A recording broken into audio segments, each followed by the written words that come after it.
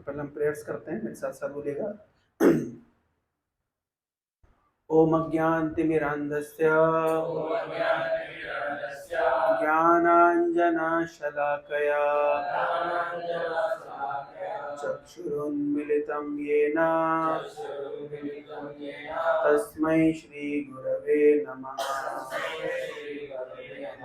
नमः ओम विष्णुपादाय कृष्णपृष्ठाय भूतले श्रीमते भक्ति वेदांत स्वामिन् इति नामिने। नमस्ते सारस्वते देवे गौरवाणी प्रचारिणे निर्विशेष शून्यवादी पाश्चात्य देशतारिणे। जय श्री कृष्ण चैतन्य प्रभु नित्यानंद श्री अद्वैत गदाधर श्रीवासादि गौर भक्त वृंदा। हरे कृष्णा कृष्णा कृष्णा हरे हरे हरे राम राम राम हरे हरे। हरे कृष्णा। आप सभी का हार्दिक स्वागत है आज के सत्र में। तो ये अनटाइमली एक सत्र रखा गया बीच में। जनरली हम लोग सैटरडेज को रखते हैं, तो पिछले 2 हफ्ते से आप लोग देख रहे हैं कि बीच बीच में सब क्लासेस हो रही है। उसका कारण ये है, आप लोग की सिंसियरिटी की जांच की जा रही है कि आप लोग रेडिली अवेलेबल हैं कि नहीं है। बीच में बुलाएंगे तो पता चलेगा ना कि व्यक्ति सिंसियर है कि नहीं है। तो last time actually Srila Prabhupada disappearance day था, तो वो वीकडे में पड़ गया था, थर्सडे को ना, फ्राइडे को। और कल मैं बाहर जा रहा हूँ फिर से एक सप्ताह के लिए, तो आप लोगों का संग मुझे नहीं मिलेगा, इसलिए मैंने सोचा कि सेशन आज रख लेते हैं। तो आज का सेशन बड़ा यूनिक सेशन है। क्या सेशन है आज? चाणक्य नीति। सब लोग चाणक्य नीति सुनने आए ना? क्यों नहीं? क्या सुनने आए हैं? जो सुना दें, जो सुना दीजिए, है ना। चाणक्य नीति में ऐसा क्या विशेष है जो आप लोग मतलब इतने आग्रही हैं? क्या जानते हैं आप चाणक्य नीति के विषय में? जीवन में सफलता के गुण सिखाएंगे चाणक्य जी आपको। किसी को सिखाए हैं? पहले चंद्रगुप्त मौर्य को सिखाए हैं। तो चंद्रगुप्त मौर्य ने क्योंकि चाणक्य की नीति के अनुसार अपना कार्य संभाला, कार्य किया, तो वो सफल हुए और आज इतिहास के पन्नों में उनका नाम है। तो आपको लगता है कि अगर आप चाणक्य की नीति को फॉलो करेंगे तो आपका भी नाम इतिहास के पन्नों पर स्वर्णिम अक्षरों से लिखा जाएगा। और क्या कारण है? वाई चाणक्य नीति सो फेमस? हाँ, ट्राइड एंड टेस्टेड। मतलब हिट, मतलब क्या बोलते हैं, हिट एंड ट्रायल नहीं करना है, ट्रायल एंड टेस्टेड है। ठीक है, आप लोग आगे आ जाइए, मतलब थोड़ा थोड़ा। ऋतिक आगे आ जाओ, इधर पास में आ जाओ। हैं? नहीं, तुम हमको नहीं दिख रहे, इधर आओ।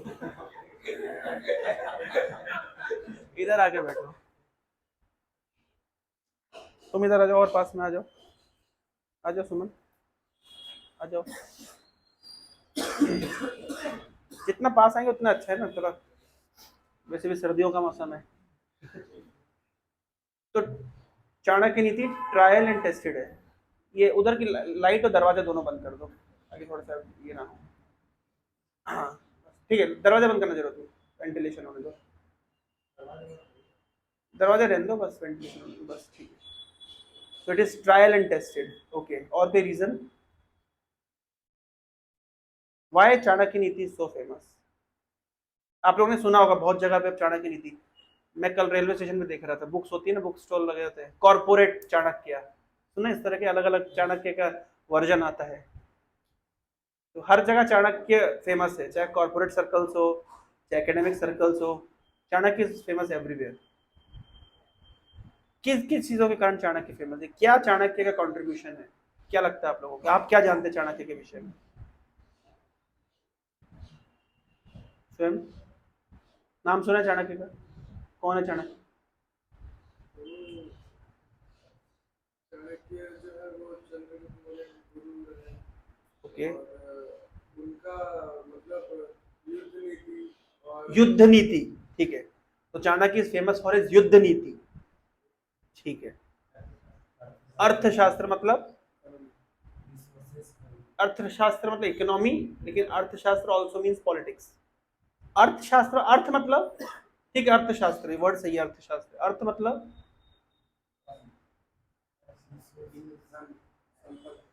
कब, बस इतना? अर्थ मतलब क्या होता है? रिसोर्सेस। अर्थ मतलब meaningful, anything that is meaningful is called अर्थ।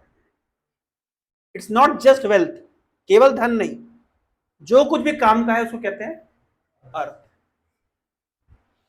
तो अर्थशास्त्र, चाणक्य ने एक ऐसा शास्त्र कंपाइल किया है, अर्थशास्त्र। ये अर्थशास्त्री थे चाणक्य, यानी वो हर चीज जो जीवन में बहुमूल्य है वो चाणक्य ने मतलब उसको काइंड ऑफ प्रकाशित किया है, सामने लेके आए हैं। तो जीवन में क्या क्या बहुमूल्य है? एक वर्ड आपने सुना होगा, पुरुषार्थ। सुना है वर्ड? क्या होता है पुरुषार्थ? ये वर्ड सुना है कभी? क्या होता है पुरुषार्थ? पुरुषार्थ अर्जित करो, ऐसा सुना होगा आप लोगों ने। एक्चुअली आजकल की फिल्मों में अच्छे खासे डायलॉग नहीं होते, पहले डायलॉग स्टैंडर्ड डायलॉग होते थे। ये वर्ड बहुत फेमस वर्ड है हिंदी में और संस्कृत में, पुरुषार्थ। पुरुष मतलब, पुरुष मतलब मनुष्य, पुरुष मतलब मनुष्य।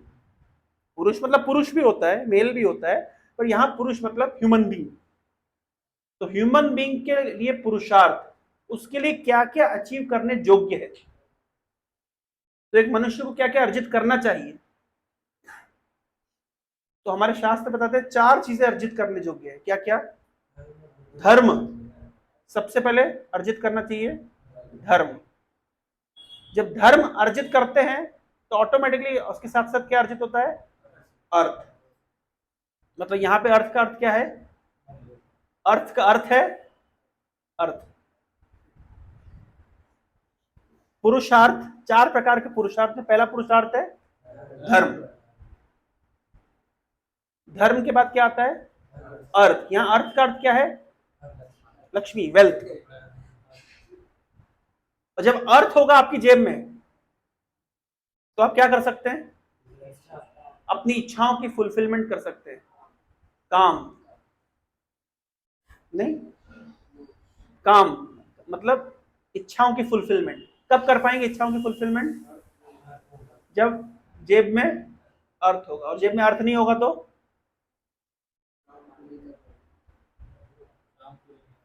इच्छाएं पूरी नहीं कर सकते। अर्थ, अर्थ से पूरी होती है कामनाएं। काम, काम शब्द का अर्थ क्या होता है?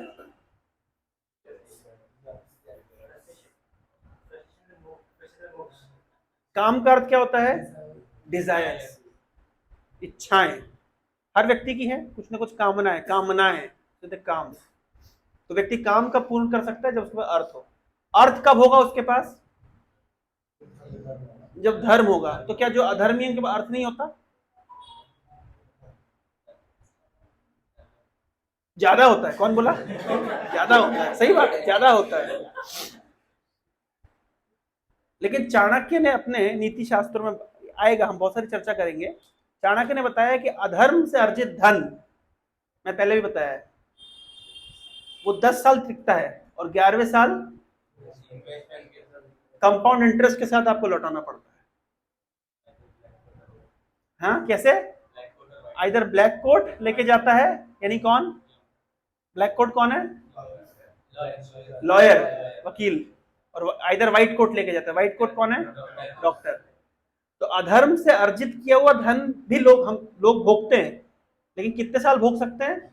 10 साल भोग सकते हैं, और 11वें साल इंटरेस्ट के साथ उनको लौटाना पड़ेगा। तो ये नीति किसने दी है? चाणक्य ने दी है। ठीक है। अच्छा, धर्म शब्द का अर्थ क्या होता है?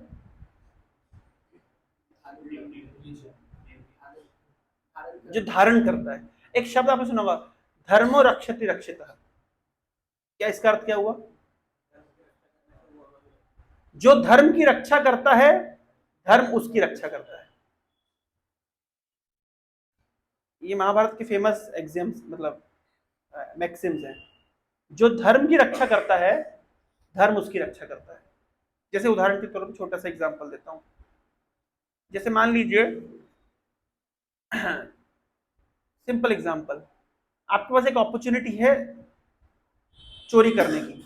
चोरी करने का मतलब, जैसे मान लीजिए आप ग्रोसरी शॉप में गए, मैंने कई बार एग्जांपल दी, ग्रोसरी शॉप में आप गए और आपने सामान खरीदा 1500 रुपए का, उसको 2000 का नोट दिया और उस व्यक्ति ने आपको 500 रुपए रिटर्न करने चाहिए, लेकिन गलती से उसने 600 रुपए रिटर्न कर दिए। अब आपके पास पूरी पूरी संभावना, पूरी पूरी आपके पास क्षमता है कि आप उठाइए वो 600 रुपए चलते बनिए। लेकिन आप अगर धर्म की रक्षा करते हैं, मतलब ईमानदारी से आप उसको 100 रुपए लौटा देते हैं,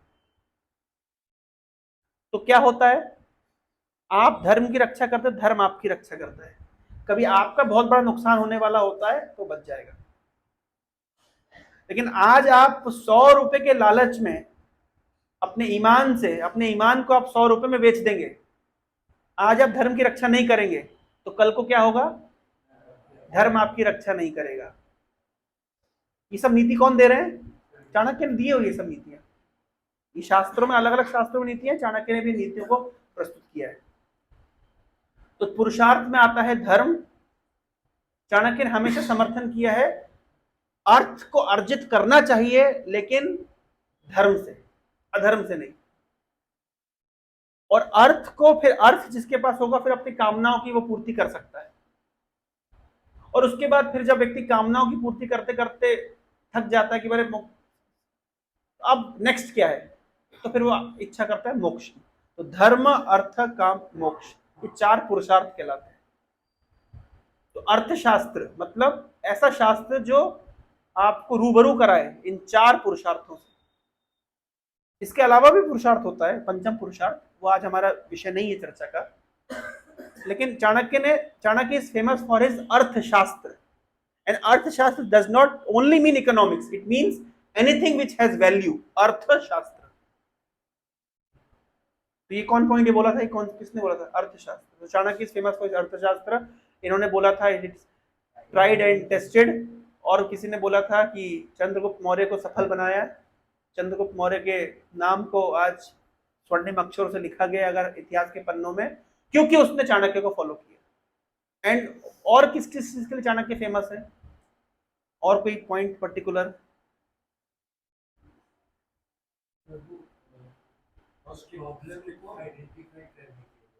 प्रॉब्लम्स को आइडेंटिफाई करने के लिए, उसको सॉल्यूशन देने के लिए। यस। हाँ, तो हमने कई बार ये सुना है कि चाणक्य, जैसे टेलीविजन पे हमने देखा, चाणक्य ने कई बार इस तरीके से, जो टेलीविजन शोज में हमने देखा, चाणक्य हमेशा बताते अखंड भारत, इस विषय में चाणक्य ने कई बार बोला है ना, सुना है आप लोगों ने, टीवी में देखा है। अगर आप देखेंगे तो पुराने जमाने में डीडी न्यूज, डीडी दूरदर्शन पे इस तरह के सीरियल आते थे, है ना, जिसमें एक आता था उपनिषद गंगा करके, एक सीरियल आता था। अब यूट्यूब पे सर्च करेंगे तो आप लोग उसको ये कर पाएंगे, उपनिषद गंगा ऐसा करके एक, ये पूरा एग्जैक्टली मुझे नाम ध्यान नहीं आ रहा, ये इस तरीके से है ना, अलग अलग ये सब दूरदर्शन पर टेलीकास्ट होता था, अलग अलग धार्मिक, अलग अलग पुराणों से, या ये चाणक्य के सीरियल कई बने हैं। चाणक्य नीति के ऊपर बहुत सारे सीरियल्स बने हैं ना। तो एनीवे, तो Chanakya is known for his अखंड भारत पॉलिसी, है ना। जब विदेशी आक्रांताओं ने अटैक किया था तो किस प्रकार से चाणक्य ने भारत की पॉलिटिकल सिचुएशन को संभाला था। तो Chanakya is known for his अखंड भारत पॉलिसी, जैसा कि हमने टेलीविजन में देखा है। और किसके लिए चाणक्य फेमस है?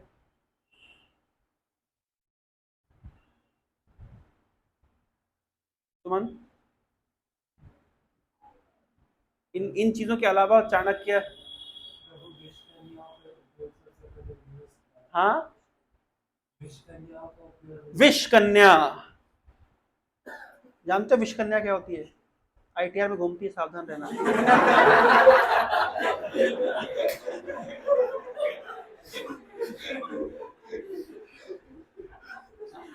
विष कन्या, कौन कौन नहीं जानता?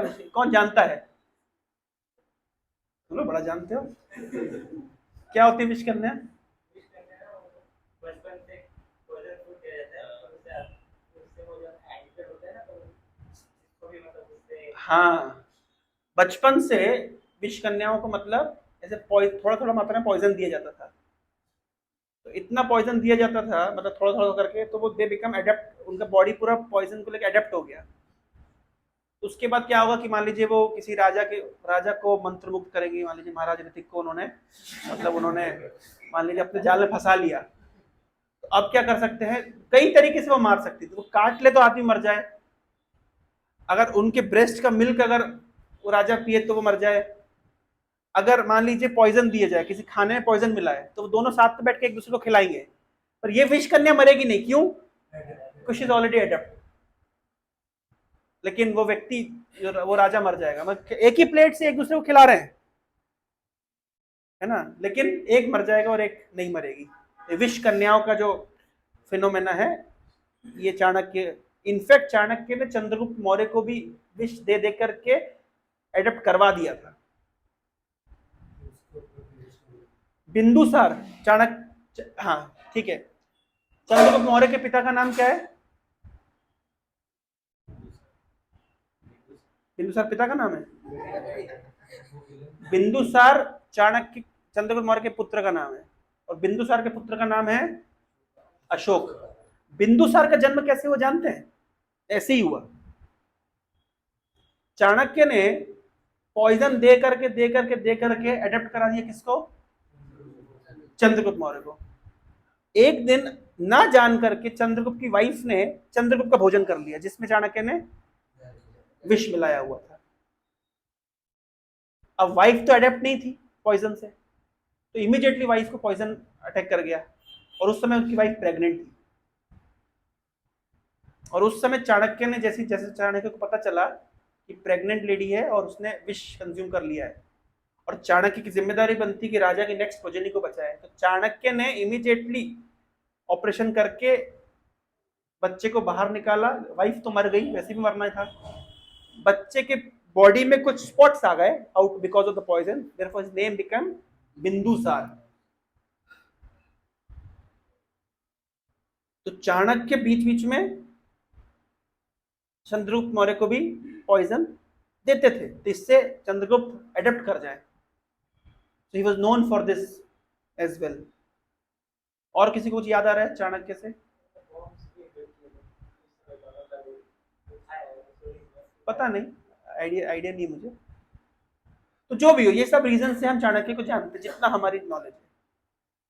पर मैं आज चाणक्य के एक ऐसे पहलू को आपके सामने प्रस्तुत करने वाला हूं जिस पहलू को कोई नहीं जानता।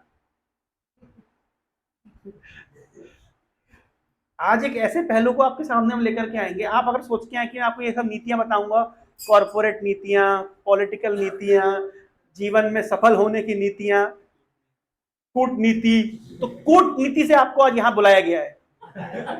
टॉपिक क्या दिया गया है? लाइफ लेसन फ्रॉम चाणक्य नीति। लेकिन यहाँ पे आपको क्या बताया जाएगा? कुछ अलग ही बताया जाएगा, एक अलग पहलू पे चर्चा होने वाली चाणक्य की।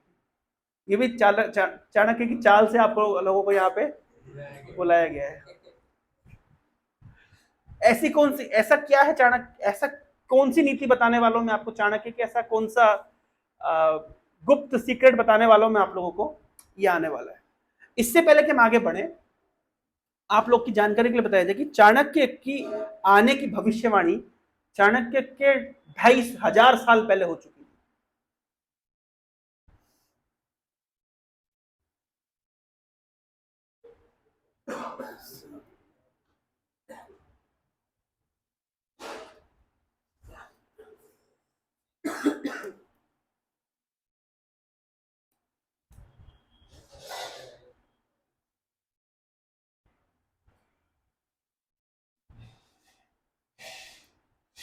ओके, मैं आप लोग को बताता हूं कैसे श्रीमद् भागवतम नामक ग्रंथ में चाणक्य के आने से पहले उनकी भविष्यवाणी हो चुकी थी। तो ये श्रीमद् भागवत कब कही गई? श्रीमद् भागवत कब कब कही गई थी? कब कही गई थी? कब कही गई थी एग्जैक्ट? ये श्रीमद् भागवत का प्राकट्य कब हुआ? पहले हमने चर्चा किया है। हाँ,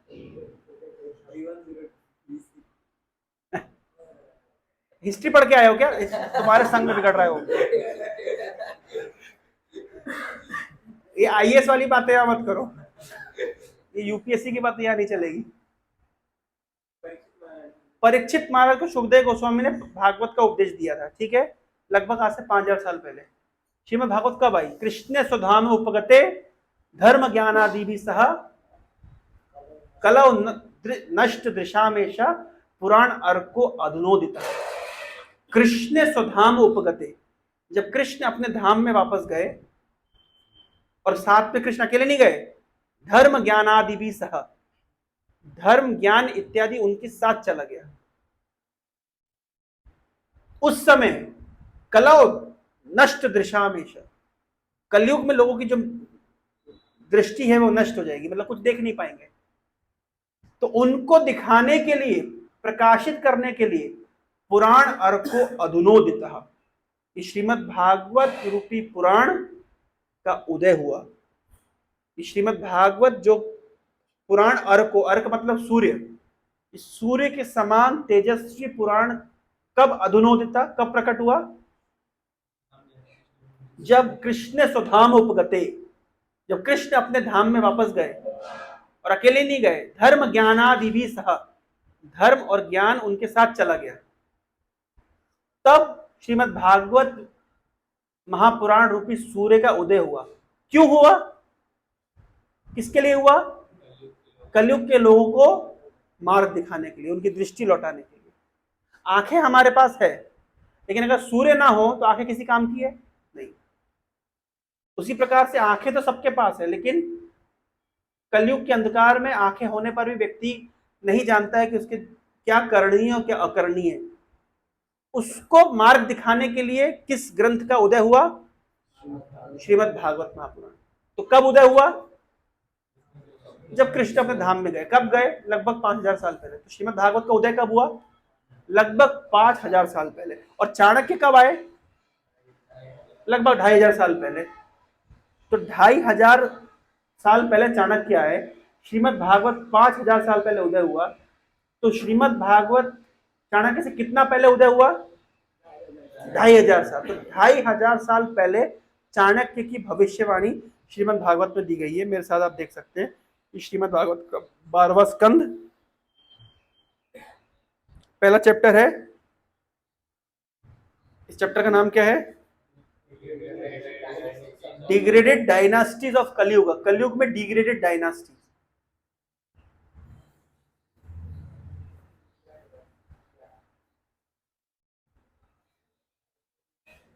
देखिए,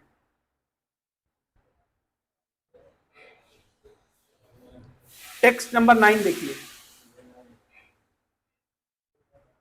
text number 9। The Lord of Mahapadma, king Nanda, नाम सुना इनका? धनानंद, नंद, धनानंद, है ना? टीवी में दिखाते धनानंद, टीवी दिखा दिग्धा। तो धनानंद, नंद, तो नंद उस राजा का नाम था, नंद या Dhananand. So will rule over the entire earth. Entire earth का मतलब क्या हुआ? जब यहाँ पे वर्ड आया एंटायर अर्थ, इसका मतलब क्या हुआ? पूरी पृथ्वी पर इनका शासन था। मतलब हाँ, इसका मतलब ये हुआ, एक तो मतलब हुआ कि पूरी पृथ्वी पे शासन था। दूसरा मतलब ये हुआ कि भाई मान लीजिए भारत पे किसी को शासन करना है, तो कहाँ कैप्चर करना पड़ेगा? दिल्ली कैप्चर कर लीजिए, बंबई कैप्चर कर लीजिए, मतलब भारत कैप्चर में है। जरूरी नहीं है कि भुवनेश्वर आकर के यहाँ कैप्चर करना है। कैपिटल कैप्चर हो गई मतलब पूरा देश अधीन हो गया। उसी प्रकार से उस जमाने में पूरे दुनिया की कैपिटल क्या था? भारतवर्ष। तो जब भारतवर्ष का जो शासक होता था उसी को माना जाता था कि ये पूरे विश्व का एक छत्र अधिकारी है। इसलिए लिखा है will rule over the entire earth just like second Parshuram and no one will challenge his authority. He will have 8 sons. आप इतिहास की किताब उठ के पढ़ सकते हैं, नंद के कितने लड़के थे, इतिहास की किताब में पढ़ लीजिए, 8 ही लिखा आएगा। हेडेड बाय सुमाल्य, उसका पहले प्रथम पुत्र का नाम क्या था? सुमाल्य। और इस तरीके से उसकी डायनेस्टी ने कंट्रोल करके रखा था पूरे धरती को। 100 सालों तक शासन था उनकी डायनेस्टी। इसके बाद ये देखिए,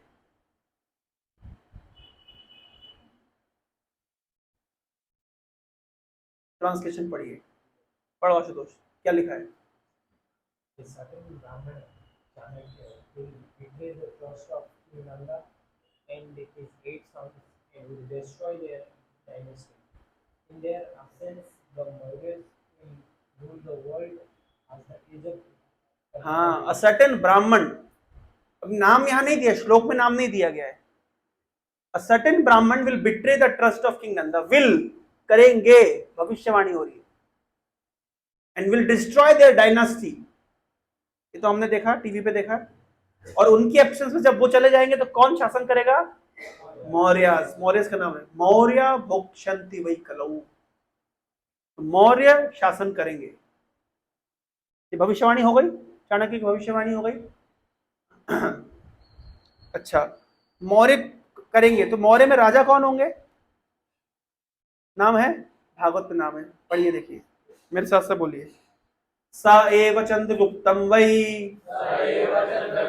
द्विजो राज्ये अभिषेक्ष्यति तत्सुतो वरीसारस्तु ततश्च अशोकवर्धन। तीनों का नाम आ गया। किस किस का नाम आ गया? स वै चंद्रगुप्तम वै, वो जो ब्राह्मण है वो नंद को हरा करके किसको राजा बनाएगा? चंद्रगुप्त। चंद्रगुप्त का लड़का कौन होगा? वारीसार, या कहीं पे नाम है बिंदुसार। वारी और बिंदु एक ही अर्थ होता है, ड्रॉप, वारी बिंदु। और बिंदुसार का पुत्र कौन होगा? अशोक वर्धन। अशोक, अशोक का पुत्र कौन होगा? इतिहास बताइए लोहित, अशोक का पुत्र कौन होगा? अच्छा, अशोक के पुत्रों ने क्या किया था ये जानते हैं? बुद्धिज्म का प्रचार किया था। साउथ एशियन कंट्रीज में जाके बुद्धिज्म का प्रचार किया था। बहुत फेमस नाम है, आप नाम सुनेंगे आपको याद आ जाएगा।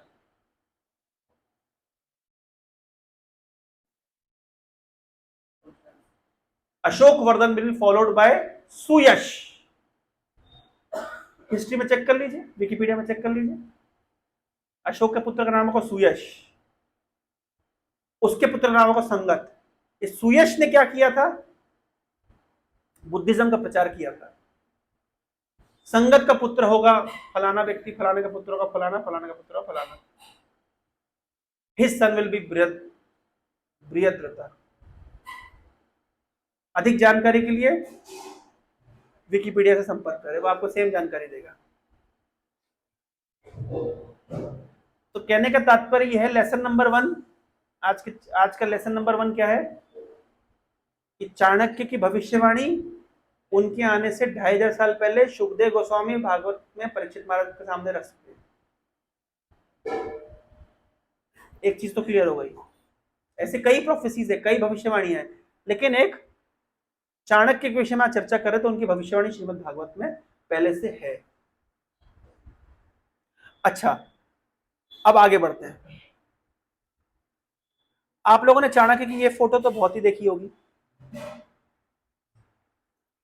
देखिए, ये ऐसे दिखते चाणक्य, टीवी में भी ऐसे दिखते हैं। मैं बताता हूं। और ये फोटो, अभी दोनों फोटो में क्या अंतर है तुम मत बोलो। कौन बताएगा? ये फोटो और ये फोटो में क्या अंतर है ऋतिक? तिलक अंतर है। क्या अंतर है? इनका तिलक कैसा है? त्रिपुंड, शिव जी के भक्त लोग ऐसा तिलक लगाते हैं। और इनका तिलक कैसा है? ऊर्ध्वपुंड, वैष्णव लगाते हैं। तो आपने 99% टीवी शोज में देखा होगा कि चाणक्य का त्रिपुंड तिलक है। लेकिन क्या चाणक्य शिव जी के भक्त थे? थे? त्रिपुंड लगाए तो शिव जी के भक्त होने चाहिए। 99% टेलीविजन शोज में हम लोग एक बार एक ड्रामा किए थे, तुम थे उस ड्रामा में? नया जीजीसी बेस बना था, नचिकेता का ड्रामा हुआ था, तुम थे ना? हमने एक नचिकेता का ड्रामा किया था, ठीक है? तो हमारा राकेश प्रभु बना था यमराज। तो इधर पे यूनिट 8 में वो है, क्या कहते हैं, चित्रालय। तो हम बच्चों को भेजे चित्रालय में ड्रेसिंग करने के लिए। तो एक नचिकेता का नाम सुना आप लोगों ने? यम और नचिकेता का संवाद नहीं सुना आप लोगों ने? कठोपनिषद का नाम सुना है? कठोपनिषद में संवाद हुआ है, जो फेमस संवाद है ना, कि इंद्रियां घोड़े हैं, मन लगाम है, बुद्धि सारथी है, जो पीछे बैठी है वो आत्मा है। ये जो फेमस संवाद हुआ है, ये कहाँ पे हुआ है? रूपा जी ने कोट किया संवाद को, ब्रैकेट में क्या लिखा है? कथा उपनिषद, कठोपनिषद। ये कठोपनिषद में संवाद किसके बीच में हो रहा है? नचिकेता प्रश्न पूछ रहा है यमराज से। डीडी नेशनल पे आता था, है ना, नचिकेता। तो नचिकेता का पिताजी थे, मैं नाम भूल रहा हूं, एक ब्राह्मण थे, बड़े कंजूस ब्राह्मण थे। वो क्या करते थे, वो जो काम की गाय है जो दूध देती है वो रख लेते थे, और जो गाय दूध नहीं देती है वो दान में देते थे। ब्राह्मण थे, नचिकेता का पिताजी एक ब्राह्मण था। और वो क्या करते थे, वो दान कैसे देते थे? जो काम की चीज नहीं है वो दान में देंगे। भाई जो गाय दूध नहीं देती वो दान में देंगे। लंगड़ी लूली गाय जो दूध नहीं दे रही है उसको गाय, और अच्छी गायों को रख लेते थे। तो नचिकेता उनको पिताजी को बोलते, पिताजी क्या कर रहे हैं, इस तरह मत करिए, ये अच्छी बात नहीं है। और समझाते समझाते ऐसे बोलते, और नचिकेता जिद करता था। वो बोलता था, पिताजी आप सब कुछ दान में दे रहे हैं, मुझे कब दान में देंगे, मुझे कब दान में देंगे, मुझे भी दान दे दीजिए। तो नचिकेता का पिताजी गुस्सा होकर के बोलते, जा मैं तुझे यम को दान देता हूं। किसको दान देता हूं? यम को। तो नचिकेता ने अपना बोरिया बिस्तर उठाया और प्लूटो की तरफ बढ़ गए। उस जमाने में उनके पास इंटरप्लेनेटरी सिस्टम, ट्रेवल सिस्टम जो भी रहता होगा, चले गए। तो गए यमराज के घर में, नॉक किया टक टक, तो यमराज निकले नहीं। तो उनके यमराज के जो एसोसिएट्स ने बोला कि यमराज तो गए हुए हैं छुट्टी पे, कहीं बाहर गए वेकेशन पे, 2-3 दिन के बाद आएंगे। तो ये 2-3 दिन नचिकेता यमराज का वेट किया। और जब 2-3 दिन वेट किया यमराज का, उसके बाद यमराज आए। तो यमराज पहले तो ये देख के खुश होगा कि बेटा तुम इतने देर से मेरा वेट कर रहे हो। तो पहले खुश होकर बोलते, वरदान मांगो, क्या चाहिए तुम्हें, मैं तुमसे बहुत प्रसन्न हूं। तो नचिकेता ने प्रश्न पूछे, मृत्यु क्या है, जीवन क्या है, इस प्रकार के फिलोसफिकल क्वेश्चंस पूछे। तो यमराज ने उसको बोला, अरे बेटा तुम सोना मांग लो, चांदी मांग लो, हीरे जवाहरात मांग लो, धन संपत्ति मांग लो, बंगला मांग लो, गाड़ी मांग लो, छोकरी मांग लो, नौकरी मांग लो, ये क्या पूछ रहे हो, मृत्यु के बाद क्या होता है, ये सब रहस्य मुझसे मत पूछो, ये देवताओं के लिए भी दुर्लभ है। नचिकेता जिद करके, नहीं मुझे तो यही जानना है।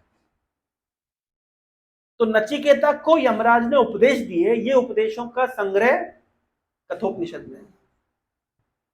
तो ये इसके ऊपर हमने ड्रामा किया था। तो मैंने हमारे बच्चों को चित्रालय भेजा। प्रकाश बना था नचिकेता, और राकेश बना था यमराज, और कुछ 2-4 बच्चे गाय बने थे, जो मतलब तो उसमें ऐसा ड्रामा में दिखा रहे थे कि जो काम की गाय वो उधर रखेंगे और जो बेकार गाय है वो। और हमारा एक अभिषेक प्रभु बना था, क्या कहते हैं, नहीं एक तो हाँ, एक यमदूत बने थे, और अभिषेक बना था, जो अभिषेक वृंदावन गया था हमारे साथ में, वो बना था, क्या कहते हैं, ये इसका पिता, नचिकेता का पिताजी। इस प्रकार हमने ड्रामा किया था, बढ़िया ड्रामा होता, मैं आपको दिखाऊंगा क्लास के बाद में, ऐसा मिल जाएगा तो यूट्यूब पे। तो बढ़िया हमने ड्रामा किया। हम लोग ड्रामा भी करना छोड़ दिए, लेकिन हम लोग को ड्रामा करना चाहिए, मजा लगता है। तो मैं आप लोग को स्क्रिप्ट देके, अरे हाँ रोशन किया था, इसने बिगाड़ दिया था ड्रामा, ये सारा ड्रामा इसने बिगाड़ा था। और कह रहा है कि मैं बोल रहा है कि मैं ड्रामा स्कूल में एक्टिंग सीख के आया हूँ। और सबसे पूरा बिगाड़ा उसने ड्रामा को। वो तो नेचुरल ड्रामा किए उन लोग तो। हाँ है नहीं नहीं, ये लोग ड्रामा किए थे चैतन्य महाप्रभु नित्यानंद जगाई माता का उद्धार। मैंने कहा करेंगे, हम किए नहीं। ड्रामा करना चाहिए एक्चुअली। उस पे मैं अभी क्या करूंगा, आप लोग को स्क्रिप्ट देके चला जाया करूंगा, आप लोग समय पे समय प्रैक्टिस किया करना, ठीक है ना। अच्छा ड्रामा से मतलब पूरा वो क्लियर हो जाता है, पूरा कॉन्टेक्स्ट क्लियर हो जाता है।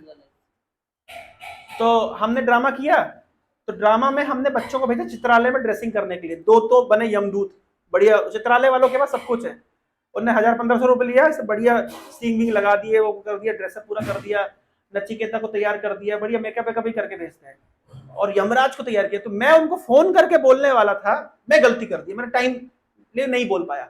उनने यमराज को भी ड्रेस कर दिया। कैसे ड्रेस किया, यमराज का भी त्रिपुंड तिलक लगा दिया। मैं क्लियरली उसको फोन करके बोला था, भाई हमारे यमराज को तुम ऐसा तिलक लगाना, ऐसा वाला। क्यों? क्योंकि यमराज भी वैष्णव है, भगवान के भक्त हैं, विष्णु है, विष्णु के भक्त हैं। तो इसलिए एक्चुअली में यमराज का तिलक कैसा होना चाहिए, जैसे हम लोगों ने तिलक लगाया है। लेकिन कहां से आया वो छोड़ दो, मिसकंसेप्शन है। मैं प्रमाण दूंगा क्यों मिसकंसेप्शन है। ये मिसकंसेप्शन मतलब कॉन्सेप्शन गलत है, मैं इसका प्रमाण देने वाला हूं।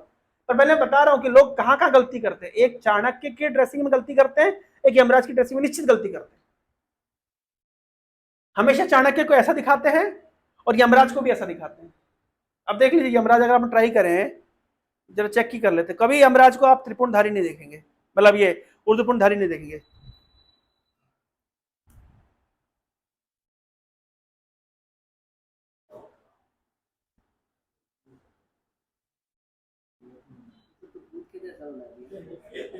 ये देखिए, ये यमराज कैसे दिख रहे हैं आपको, कैसा लगा है? ये यमराज का त्रिपुंड है, ये देख रहे हैं, यमराज का त्रिपुंड है। आप कोई भी यमराज देख लीजिए। अच्छा कादर खान को यमराज बनाया था, जरा चेक करें उसको कैसा बना था।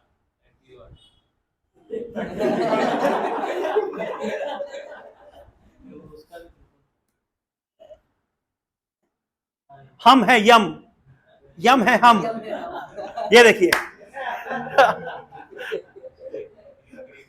अभी आप देखिए त्रिपुंडधारी यमराज है।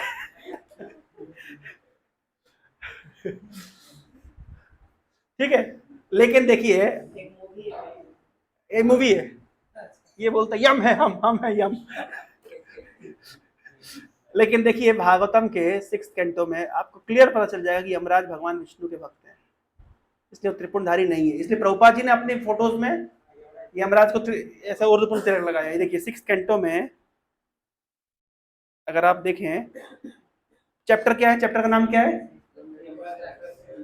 चैप्टर का नाम क्या है, यमराज इंस्ट्रक्ट्स हिज मैसेंजर्स। क्या इंस्ट्रक्शन दे रहे हैं, पूरा इंस्ट्रक्शन नहीं पढ़ेंगे, लेकिन मैं 2 इंस्ट्रक्शन पढ़ाऊंगा, सावधान रहिए।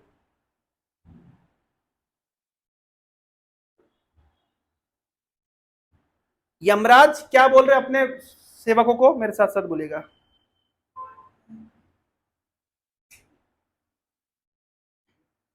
मेरे साथ साथ बोलेगा, ते देव सिद्धा परिगीत पवित्र गाथा,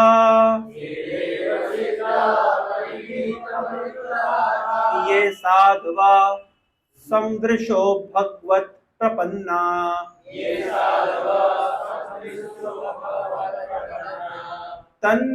तन्नोपसीदत हरे गदयाभिगुप्तान्,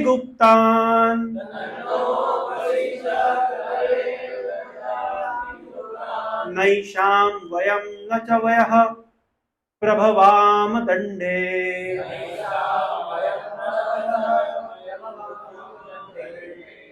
बोल रहे हैं, देखिए यमराज किसको इंस्ट्रक्शन दे रहे हैं, अपने मैसेंजर मतलब यमदूतों को। मैसेंजर मतलब दूत, यमदूत क्या बोल रहे हैं, माय डियर सर्वेंट्स, हे यमदूतों, please do not approach such devotees, ऐसे भक्तों के आसपास भी मत जाना, for they have fully surrendered to the lotus feet of the supreme personality of God.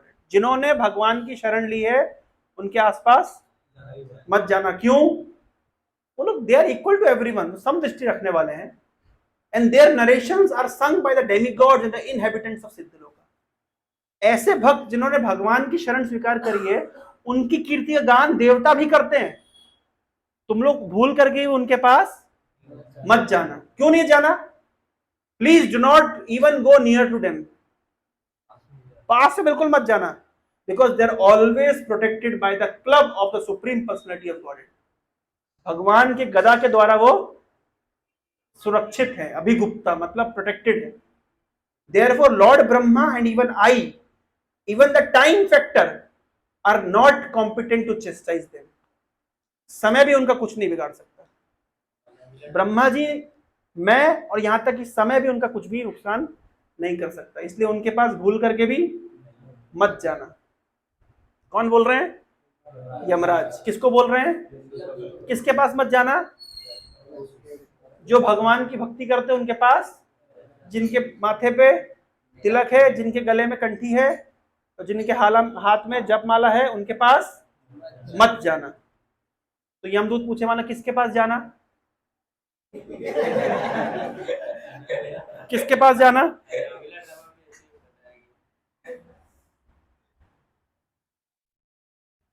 किसके पास जाना? मेरे साथ साथ बोलिए, किसके पास जाना है बता रहे हैं, ठीक है। जिह्वा न वक्ति भगवत गुणा नाम धेयम,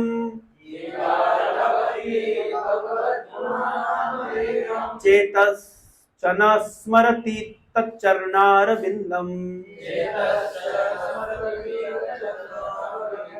कृष्णाय नो नमति यच्चिर एकादपि, तन आनयध्वाम असतो अकृत विष्णु कृत्यम कृत्यान। जिह्वा न वक्ति भगवत गुणा नाम देयम, जो सुबह उठ करके जपा सेशन में, मैं नहीं बोल रहा हूं, क्या हम बोल रहे हैं? जो सुबह जपा सेशन में नहीं आते हैं। जिह्वा न वक्ति भगवत गुणा नाम देहम,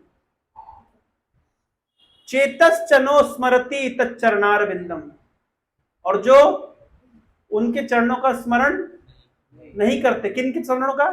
कृष्णाय नो नमति, जो कृष्ण को एक बार भी दिन में प्रणाम नहीं करते। तन आनयन, उनको लेके आओ,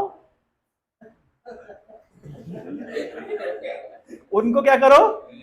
लेके आओ। कहां लेके आओ?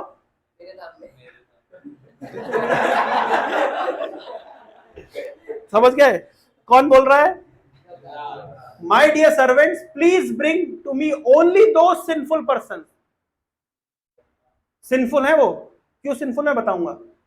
who do not use their tongues to chant हरे कृष्णा कृष्णा कृष्णा हरे हरे, हरे राम राम राम हरे। जो भगवान के नामों का गुण और गुणों का नामों का कीर्तन नहीं करते। whose hearts do not remember the lotus feet of Krishna even once, जिनके दिलों में कोई और बसा है, कृष्ण नहीं बसे हैं। whose heads do not bow down even once before Lord Krishna, जिनके सिर भगवान के सामने नहीं झुकते हैं। send me those who do not perform their duties towards Vishnu, जो भगवान के लिए भगवान के प्रति अपने कर्तव्यों का निर्वहन नहीं करते। क्या करो उनको? Please bring me all such fools and Rascals, पकड़ पकड़ के मेरे पास लेके आओ। तो किसके पास नहीं जाना और किसके पास जाना है? कौन बोल रहा है? यमराज। तो यमराज किसके भक्त हैं? कृष्ण के भक्त हैं। तो तिलक कैसा होना चाहिए उनका? समझ गए ना कहाँ का गलती होती? तो टीवी में जो बताया था वो मूवी में है ना, उसमें कैसा तिलक है? ये सेम स्क्रिप्ट है, भागवत से उन्होंने डायलॉग लिया कि उनके डायलॉग से भागवत लिखी गई। Same dialogue, yes. तो इसलिए ये जो चाणक्य हम देखते हैं, इतने क्रोधी चाणक्य, भयंकर गुस्से वाले, है ना, इनका जो तिलक है एक्चुअली में चाणक्य का तिलक ऐसा है। क्यों? क्योंकि चाणक्य विष्णु भक्त है। क्योंकि चाणक्य नीति का पहला श्लोक चाणक्य क्या बोल रहे हैं? मेरे साथ साथ बोलिए, प्रणम्य शिरसा विष्णु त्रैलोकाधिपतिं प्रभुं नाना शास्त्र उद्धृतं वक्षे राजनीति समुच्चयम्। तो पहली लाइन शुरू कर रहे 1.1 देख लीजिए। चैप्टर 1 का पहला 1 श्लोक है प्रणम्य शिरसा विष्णु त्रैलोकाधिपतिं प्रभु। सबसे पहले अपना सिर किसके सामने झुका रहा हूं? विष्णु के सामने, जो कौन है? त्रैलोकाधिपतिं, जो त्रिलोक के आधिपति हैं। यहां से क्लियर हो गया कि चाणक्य किसके भक्त हैं? विष्णु भक्त। और नाना शास्त्र उद्धृतम बक्षे, विभिन्न प्रकार के शास्त्रों से राजनीति समुच्चय, राजनीति को संग्रह करके आपके सामने प्रस्तुत कर रहा हूं। किसकी कृपा से? सबसे पहले किसको प्रणाम कर रहे हैं? इसको कहते हैं मंगलाचरण। कभी भी कोई भी ग्रंथ लिखा जाता है तो उसके पहले प्रार्थनाएं की जाती है, भगवान को प्रार्थना अर्पित की जाती है। तो चाणक्य भगवान विष्णु के भक्त है, यहां से प्रकाशित हो गया प्रणम्य शिरसा विष्णु। तो आज हम चाणक्य के उन पहलू पर चर्चा करेंगे जिस पहलू को हम लोग नहीं जानते।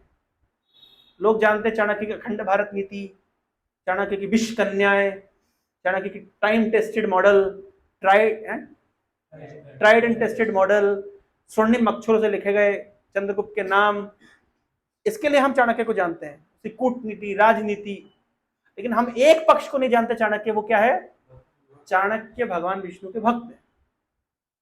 तो मैंने इस ग्रंथ से, चाणक्य नीति से, कुछ उन श्लोकों का संग्रह किया है जहां से आपको पता चलेगा कि किस प्रकार चाणक्य भगवान विष्णु के भक्त हैं। और सारी नीतियां चाणक्य को भगवान विष्णु की कृपा से प्राप्त हो रही है, जो हमारे सामने प्रस्तुत कर रहे हैं। तो कुछ श्लोकों को मैंने संग्रह किया है, आइए संक्षेप में उन श्लोकों में हम आगे बढ़ते हैं। हर श्लोक के पीछे एक थीम है। आपको मैं श्लोक पढ़ूंगा, मीनिंग समझाऊंगा, तो थीम आपको पकड़ना है। मेरे साथ से बोलेगा, अधित्येदं यथा शास्त्रम नरो जानाति सत्तमः धर्मोपदेशा विख्यातम कार्यकार्यम शुभाशुभम। बोल रहे हैं बुद्धिमान व्यक्ति कौन है, एक्सीलेंट व्यक्ति कौन है, स्मार्ट व्यक्ति कौन है? कौन है? जो यथा शास्त्रम नरो जानाति सत्तमा, सत्तमा, बुद्धिमान व्यक्ति वही है, स्मार्ट व्यक्ति वही है। कौन है? जो अधियेदम, जो शास्त्रों को बढ़िया से पढ़ता है और शास्त्रों को अच्छी तरह से जानता है। तो स्मार्ट व्यक्ति कौन है? जो शास्त्र जानता है। या बोले जो शास्त्र जानता है वो कौन है? स्मार्ट व्यक्ति। भाई से वर्ष है ना, स्मार्ट बनना है तो क्या जानना चाहिए? शास्त्र जानना चाहिए। क्यों शास्त्र जानना चाहिए? धर्मोपदेश विख्यातम, शास्त्र से पता चलता है कि धर्म क्या है, प्रिंसिपल्स ऑफ धर्म क्या है, और कार्य कार्यम, क्या करना है क्या नहीं करना है, कार्य अकार्य, शुभ शुभम, क्या शुभ है और क्या शुभ नहीं है, क्या करने योग्य है क्या करने योग्य नहीं है। ये कहां से पता चलेगा? शास्त्रों की स्टडी से।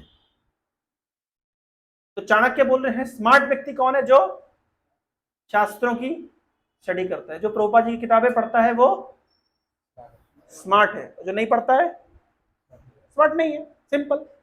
जो भगवत गीता भागवतम पढ़ता है वो स्मार्ट है। स्मार्ट बनना चाहते हैं तो पढ़ना शुरू करिए। मैं नहीं बोल रहा हूं, कौन बोल रहा है? चाणक्य बोल रहे हैं। इसी प्रकार का श्लोक भगवत गीता में कहीं है क्या? क्या है? यस, क्या श्लोक है? 16वें अध्याय का आखिरी श्लोक। यस, यह शास्त्र विमुत्सज्य वर्तते कामकारतः न सा सिद्धिम अवाप्नोति न सुखम न पराम गतिम। उसके पहले श्लोक 16वां अध्याय का भगवत गीता का आखिरी श्लोक देखिए। मेरे साथ इसी तरीके की बात बोली गई है। मेरे साथ बोलिए, तस्मात् शास्त्र प्रमाणम ते कार्य कार्य विवस्थितौ ज्ञात्वा शास्त्र विधानोक्तम कर्म कर्तुम इहर्षि। बोल रहे हैं वन शुड देयरफॉर अंडरस्टैंड तस्मात् शास्त्र प्रमाणम ते कार्य कार्य व्यवस्थित। क्या करना चाहिए क्या नहीं करना चाहिए, कहां से सीखना चाहिए? शास्त्रों से सीखना चाहिए, शास्त्र के प्रमाण से सीखना चाहिए। ज्ञत्वा शास्त्र विधानोक्तम, knowing such rules and regulations one should act and so gradually be elevated. अगर जीवन में ऊपर की ओर बढ़ना है तो किसका सहारा लेना चाहिए? शास्त्रों का सहारा लेना चाहिए। अच्छा कोई बोले नहीं मैं शास्त्र नहीं मानता, तो मैं शास्त्रों के हिसाब से नहीं चलूंगा, तो क्या होगा? मेरे साथ से बोलिए, यह शास्त्र विधि मुत्सृज्य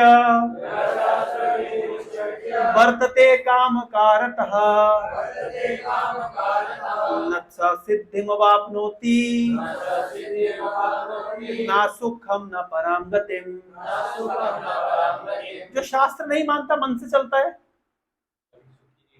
तो इस संसार में सुखी नहीं हो सकता। न स सिद्धिमवाप्नोति, जीवन में परफेक्शन नहीं मिलेगा। ना सुखम, इसी संसार इसी जीवन में सुखी नहीं रहेगा। आप बोलो व्यक्ति सुखी क्यों नहीं है? शास्त्र नहीं पढ़ते, शास्त्र को जीवन में अपनाते नहीं है। शास्त्र कहते हैं कि सुबह उठना चाहिए, रात को सोना चाहिए। आईटीआर वाले बोलेंगे रात को जागना चाहिए और सुबह सोना चाहिए। तो फिर सुखी कैसे होगा व्यक्ति? सुबह शाम को,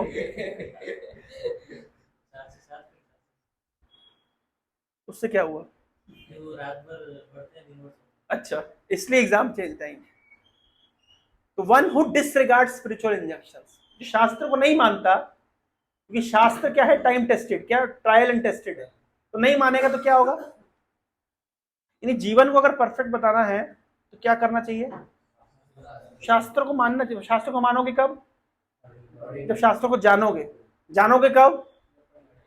पढ़ेंगे। तो जब किताब उठा के पढ़ेंगे तो क्या होगा? तो शास्त्र को जानेंगे। जब जानेंगे तो मानेंगे, मानेंगे जीवन में अप्लाई करेंगे तो क्या होगा? विल अचीव सिद्धिम सुखम पराम गतिम। और नहीं मानेंगे तो ना सिद्धिम ना सुखम ना पराम गतिम। यही बात चाणक्य बोल रहे हैं, यही बात भगवद गीता बोल रही है। इसलिए बुद्धिमान व्यक्ति शास्त्र को जीवन में अप्लाई करता है। और अप्लाई कब कर पाएगा? जब शास्त्र को जानेगा। आज के लोग बहुत इंटेलिजेंट समझते हैं अपने आप को, हमें शास्त्रों की क्या जरूरत है, मैं अपने आप में स्मार्ट। कोई स्मार्ट नहीं है। देखिए भगवान का एक नाम है, भगवत श्रीमद् भागवत में स्टार्टिंग में लिखा है भगवान है स्वराट। इस वर्ड का अर्थ क्या होता है? उसके पहला वर्ड क्या है? अभिज्ञा स्वराट। श्रीमद् भागवत में प्रथम श्लोक में भगवान के विषय में कैरेक्टरिस्टिक दिए गए अभिज्ञा स्वराट। अभिज्ञा मतलब कॉग्निजेंट, ऑल कॉग्निजेंट, उनको सब कुछ पता है। He knows everything. इसको दूसरा वर्ड होता है omniscient, cognizant, he knows everything, को सब कुछ पता है। तो आप पूछोगे भगवान को सब कुछ कैसे पता है? क्या भगवान क्या गूगल करके पता लगाते हैं? जैसे हमारा ज्ञान निर्भर करता है गूगल के ऊपर, हमारा ज्ञान निर्भर करता है किताबों के ऊपर, हमारा ज्ञान निर्भर करता है हम दूसरे से क्या पूछते हैं, हमारा ज्ञान निर्भर करता है अलग अलग सोर्सेज ऑफ इंफॉर्मेशन के ऊपर। इसलिए हमारा ज्ञान स्वराट नहीं है, fully independent नहीं, we are dependent upon others. Our knowledge is very limited and dependent, but God's knowledge is unlimited and independent. Therefore he is called Swarat, Abhigya Swarat. भगवान का ज्ञान किसी पर निर्भर नहीं करता, वो सब कुछ जानते स्वतः। पर हमारा ज्ञान तो दूसरे पर निर्भर करता है। लोग बोलते हैं कि मुझे जीवन में गुरु की क्या आवश्यकता है। उनसे हमारा प्रश्न ये है कि जब आपने जूते की लेस बांधना भी अपनी मां से सीखा है, तो जूते की लेस बांधने के लिए भी आपको गुरु की आवश्यकता पड़ी। तो जीवन में परफेक्शन के लिए गुरु की आवश्यकता नहीं पड़ेगी। क्यों गुरु प्रसाद? क्या लगता है, गुरु के प्रसाद की जरूरत है कि नहीं है? हैं? गुरु की कृपा की जरूरत है कि नहीं है जीवन में? तो लोग सोचते हैं कि हमारा ज्ञान अभी मैं किसी को फॉलो, कभी कभी लोग बोलते हैं मैं किसी को फॉलो नहीं करता, मैं अपने आप को फॉलो करता हूँ। सर कोई अपने आप को फॉलो नहीं करता, क्योंकि आपका ज्ञान आपके पास नहीं है। आप जो सुनते हैं, देखते, समझते हैं, आपका जितना लिमिटेड एक्सपीरियंस है, आप वहां से ज्ञान गैदर करते हैं।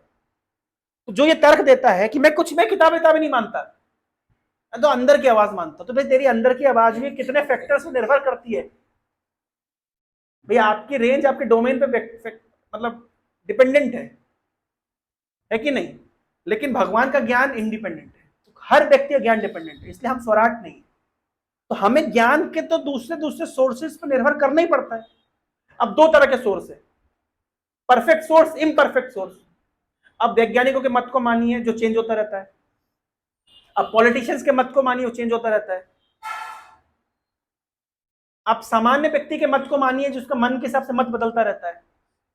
तो आप शास्त्र को मानिए जो त्रिकाल में सत्य है, भूतकाल में सत्य था, वर्तमान में सत्य, भविष्य में सत्य होगा। तो ज्ञान के लिए तो आप डिपेंडेंट है, तो क्यों ना आप पक्के सोर्स से ज्ञान लें, कच्चे सोर्स से क्यों ज्ञान लेना है? तो शास्त्र क्या है? ज्ञान का पक्का सोर्स है, तो चेंजलेस है। इसलिए बुद्धिमान व्यक्ति शास्त्रों से ज्ञान स्वीकार करता है। लोग क्या कह रहे हैं, क्या नहीं कह रहे हैं, आज का मत क्या चल रहा है, क्या नहीं चल रहा है। जैसे मान लीजिए समय समय में मत बदलते रहते हैं। जैसे मान लीजिए राधेश्याम एग्जाम्पल देते हैं, न्यूटन्स या स्ट्रक्चर ऑफ एटम सबसे पहले दिया था जे थॉमसन ने। फिर उसके बाद कौन आया? रदरफोर्ड बोले नहीं, जे थॉमसन का मॉडल ऐसा नहीं, एक्चुअली रदरफोर्ड जो बोले मॉडल ऐसा है। फिर रदरफोर्ड के बाद कौन आया? नील बोर ने बोला नहीं, एक्चुअली रदरफोर्ड का मॉडल एक सही नहीं है, नील बोर मेरा मॉडल सही है। उसके बाद कौन आया? श्रोडिंगर बोला नहीं मेरा मॉडल सही है। अब मान लीजिए जब जे थॉमसन ने कोई मॉडल दिया होगा, 50 साल तक दूसरा व्यक्ति रिसर्च नहीं किया, तो 50 साल तक लोगों की भ्रांति क्या थी कि वही सच है। क्योंकि 50 साल के बाद में नया वैज्ञानिक आया, उसने नया मॉडल दिया, फिर उसके बाद नेक्स्ट 50 साल तक उसका मॉडल चला। तब तक के लोग सोचते यही सच है, यही सच है, इसके लिए झगड़ लेंगे, मर जाएंगे। फिर 50 साल का वैज्ञानिक प्रकट होगा, वो बोलेगा सॉरी गलती हो, ये मॉडल सही, ये वाला मॉडल। तो हम जिस साइंस को अभी पढ़ते हैं इट इज चेंजेबल, वो बदलता रहता है। हम सोचते यही परफेक्ट है, मेरा ज्ञान परफेक्ट है। सर आपका ज्ञान इतना सा है। न्यूटन एक बार अपने शिष्यों के साथ में समुद्र के तट पर खड़ा हुआ, उसने छोटा सा पत्थर उठाया, बोल रहा कि मेरा जो ज्ञान है इस छोटे से पत्थर के समान है, और जो सृष्टि है समुद्र के समान अनंत है। मेरा ज्ञान बहुत लिमिटेड है, और दैट टू कंप्लीट नहीं है, दैट टू परफेक्ट नहीं है, विद फ्लॉज। लेकिन शास्त्रों में जो दिया गया है वो परफेक्ट है, क्योंकि शास्त्र भगवान की वाणी है। वेदों का उद्गम कहां से हुआ है? भगवान के श्वास प्रश्वास से। तो जो भगवान दे रहे हैं वो परफेक्ट है। इसलिए बुद्धिमान व्यक्ति शास्त्रों का सहारा लेकर के ज्ञान प्राप्त करता है। ये चाणक्य कह रहे हैं। तो बुद्धिमान, अगर स्मार्ट बनना है, एक्सीलेंट बनना है, तो क्या करना चाहिए? शास्त्रों की स्टडी करनी चाहिए। ठीक है, आइए आगे बढ़ते हैं। लेकिन कोई व्यक्ति बोले नहीं मैं केवल शास्त्र पढ़ूंगा, मुझे गुरु की आवश्यकता नहीं है, मैं केवल किताब खोल के पढ़ लूंगा, तो काम चलेगा क्या? तो उसके लिए चाणक्य क्या बोल रहे हैं, मेरे साथ से बोलिए।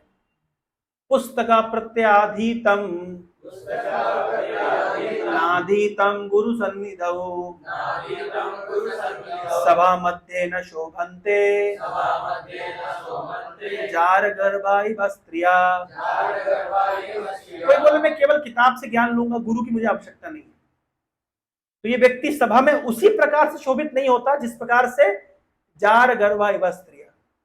A scholar who has acquired book knowledge through study of innumerable books but has not studied in the presence of bona fide spiritual master, गुरु के प्रेजेंस में ज्ञान नहीं लिया, does not shine in an assembly of learned men। बुद्धिमान व्यक्ति की सभा में इस प्रकार के लोग शोभित नहीं होते। इसलिए ऐसा नहीं कि कोई उठ पटांग किताब उठा के पढ़ लिया ज्ञान मिल जाएगा, नहीं होगा सर। क्या सुमित, कौन सी रामायण पढ़ रहे थे? मैं देखा तुम्हारे स्टेटस पे रामायण थी कि महाभारत थी, क्या था? है?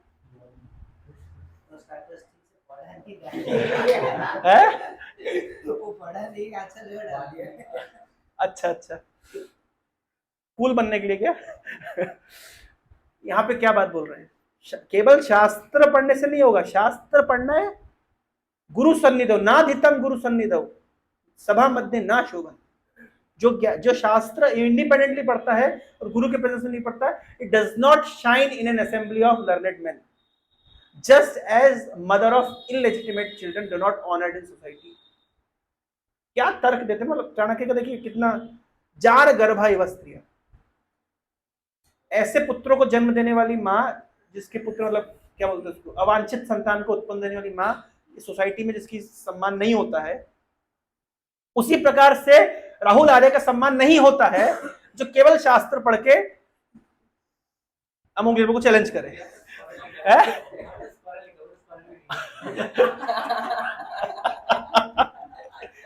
इसलिए देखिए संस्कृत विश्वविद्यालय होते हैं बहुत बड़े बड़े, वहां पे विभिन्न प्रकार के दर्शन पढ़ाए जाते हैं। वो व्यक्ति संस्कृत विद्यालय क्लास के अंदर आएगा, बड़े बड़े दर्शन पढ़ाएगा, मीमांसा, उत्तर मीमांसा, पूर्व मीमांसा, वेदांत, और क्या क्या होता है, न्याय, और क्या होता है, योग, पतंजलि के योग, विभिन्न प्रकार के शास्त्र पढ़ाएगा, और बाहर निकल के सिगरेट फूके। क्यों? वो शास्त्र उसके ऊपर ही असर नहीं किया। कितने ऐसे हजारों हजारों ऐसे शास्त्री हैं, वेदी, द्विवेदी, त्रिवेदी, चतुर्वेदी शास्त्री, कितने ऐसे पढ़े हुए हैं कि जो शास्त्र पढ़ते पढ़ाते लेकिन उनका शास्त्र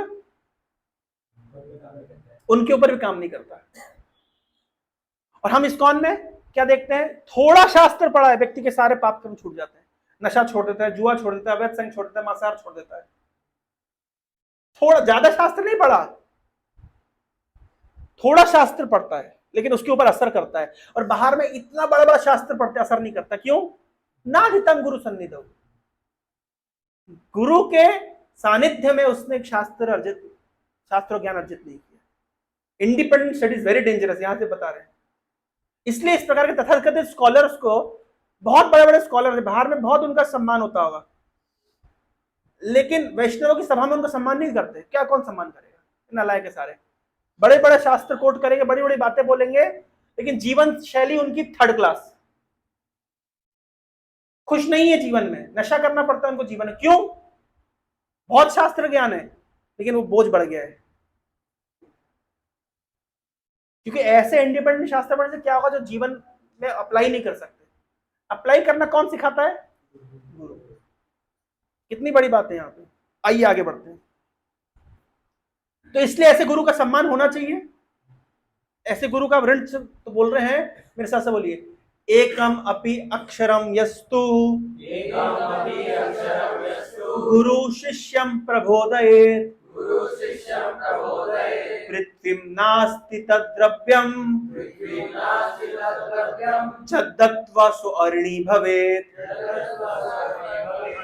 पृथ्वी पे ऐसा कोई द्रव्य नहीं है, पृथ्वी पे ऐसा कोई धन नहीं है, ऐसा कोई द्रव्य नहीं है, ऐसा कोई संपत्ति नहीं है, यद्दत्त्वा सुअर्णी भवेत्, कि मैं गुरु को दे करके अपने ऋण से मुक्त, ऐसा कुछ है ही नहीं। कितनी बड़ी बात बोल रहे हैं चाणक्य, अभी कितनी महत्वपूर्ण बात बोल रहे हैं कि पृथ्वी पे ऐसा कोई भी द्रव्य नहीं है कि मैं गुरु जी को दे दूं और ऋण से मुक्त हो जाऊं। और कैसा गुरु? एकम अपि अक्षरम यस्तु गुरु शिष्यम प्रबोधयेत्। अगर किसी गुरु ने अपने शिष्य को एक अक्षर भी सिखाया है, हम उस एक अक्षर की कीमत नहीं चुका सकते, सब कुछ त्यागने पर भी। उस दिन हम क्या, मैं तुमको डांट लगाया था, किस पे, कौन सा कोट मैंने डाला था? शीश कटे गुरु मिले तो भी सस्ता जान। क्या है वो पहला लाइन उसका? कबीरदास जी ने एक दोहा में लिखा, कि मैं दोहा भूल गया, उसमें लिखा है, बड़ा अच्छा दोहा बोले। ये नालायक इस पे क्या कमेंट्री दिया मैं आपको बताता हूँ।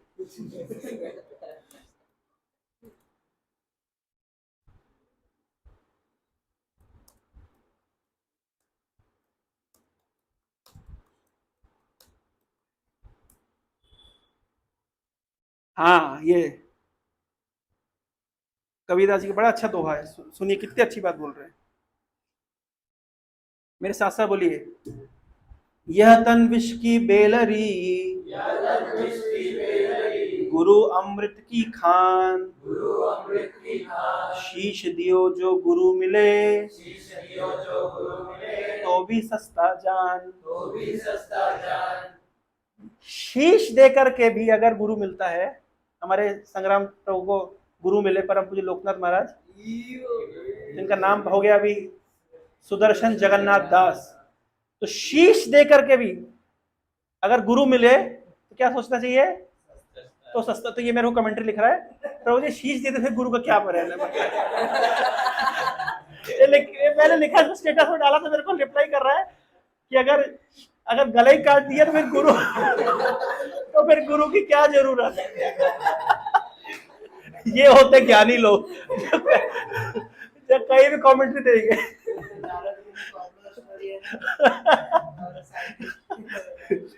यह भाव समझना है कि अगर ना अपना गला काट के भी अगर गुरु मिलता है तो भी सोचो सस्ते में मिल गया, समझ रहे हैं, तो भी सस्ते में मिल गया, ये भाव है यहाँ पे।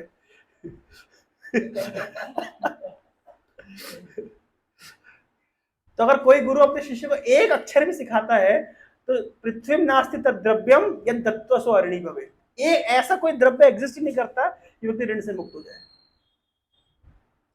और कुछ बोलने हैं, चलिए। अगर आप चाहते हैं कि गुरु जैसा ज्ञान आपको भी मिल जाए बिना मेहनत किए तो क्या करना चाहिए? चाहते हैं आप लोग कि गुरु जी के पास जितना ज्ञान है वो ज्ञान चेले को मिल जाए बिना परिश्रम किए? हो सकता है? सीक्रेट फॉर्मूला जानते हैं? ये फॉर्मूला का है, ये formula Shrimad Bhagavatam 3rd canto में भी मैं बाद में बताऊंगा। चलिए मेरे साथ से बोलिए। खनित्वा हि खनित्रेण भूतले वारि विन्दति तथा गुरुगतं विद्यां शुश्रूषोरधिगच्छति तत् गुरुगतं विद्यां शुश्रूषोरधिगच्छति। As who digs with shovel obtains underground water, so the student through his service acquires the realized knowledge of his guru. केवल गुरु की शुश्रूष है, मतलब गुरु की सेवा करने से क्या होता है, गुरु जी का जो ज्ञान है वो शिष्य रियलाइज कर लेता है। बहुत शास्त्र पढ़ के ज्ञान रियलाइज करते ऐसा नहीं है। दिव्य ज्ञान हृदय प्रकाशिता, क्या करना पड़ता है? हमने लास्ट दिन उस दिन प्रॉपर डिसिप्लिन से सेलिब्रेट किया, उसका पूरा लॉजिक क्या है, हम उस दिन क्या समझे कि ऐसा नहीं कि बहुत शास्त्र पढ़ने से ज्ञान आता है। क्या करने से ज्ञान आ जाता है? केवल गुरु की शुश्रूषा, मतलब सेवा करने से व्यक्ति वही ज्ञान अर्जित कर लेता है जो गुरु जी के पास है। और न केवल ज्ञान अर्जित करता है, रियलाइज्ड नॉलेज। उदाहरण क्या दे रहे हैं? जिस प्रकार से व्यक्ति जमीन खोदता है तो पानी निकल आता है, कोई व्यक्ति अगर गुरु की सेवा करता है तो गुरु का रियलाइज नॉलेज उसको फ्री में मिल जाता है, फ्री में, बिना परिश्रम किए। शुश्रूषा में परिश्रम लगता है, नो डाउट, सेवा में परिश्रम लगता है, लेकिन शास्त्र पढ़ने के परिश्रम से तो फिर भी वो सरल है। नहीं, इतने शास्त्र पढ़ने के, लेकिन इसका मतलब शास्त्र पढ़ने, देखिए, अच्छा इसके लिए टेक्निकल फॉर्मूला दे रहा हूं मैं आप लोग को। समय है ना 5-10 मिनट, चलेगा ना? आर्यन बहुत दुखी लग रहे हो, क्या बात है? जैसे मान लीजिए हम लोग 16 माला करते हैं, क्यों? क्या 16 माला करने से भगवान मिल जाएंगे?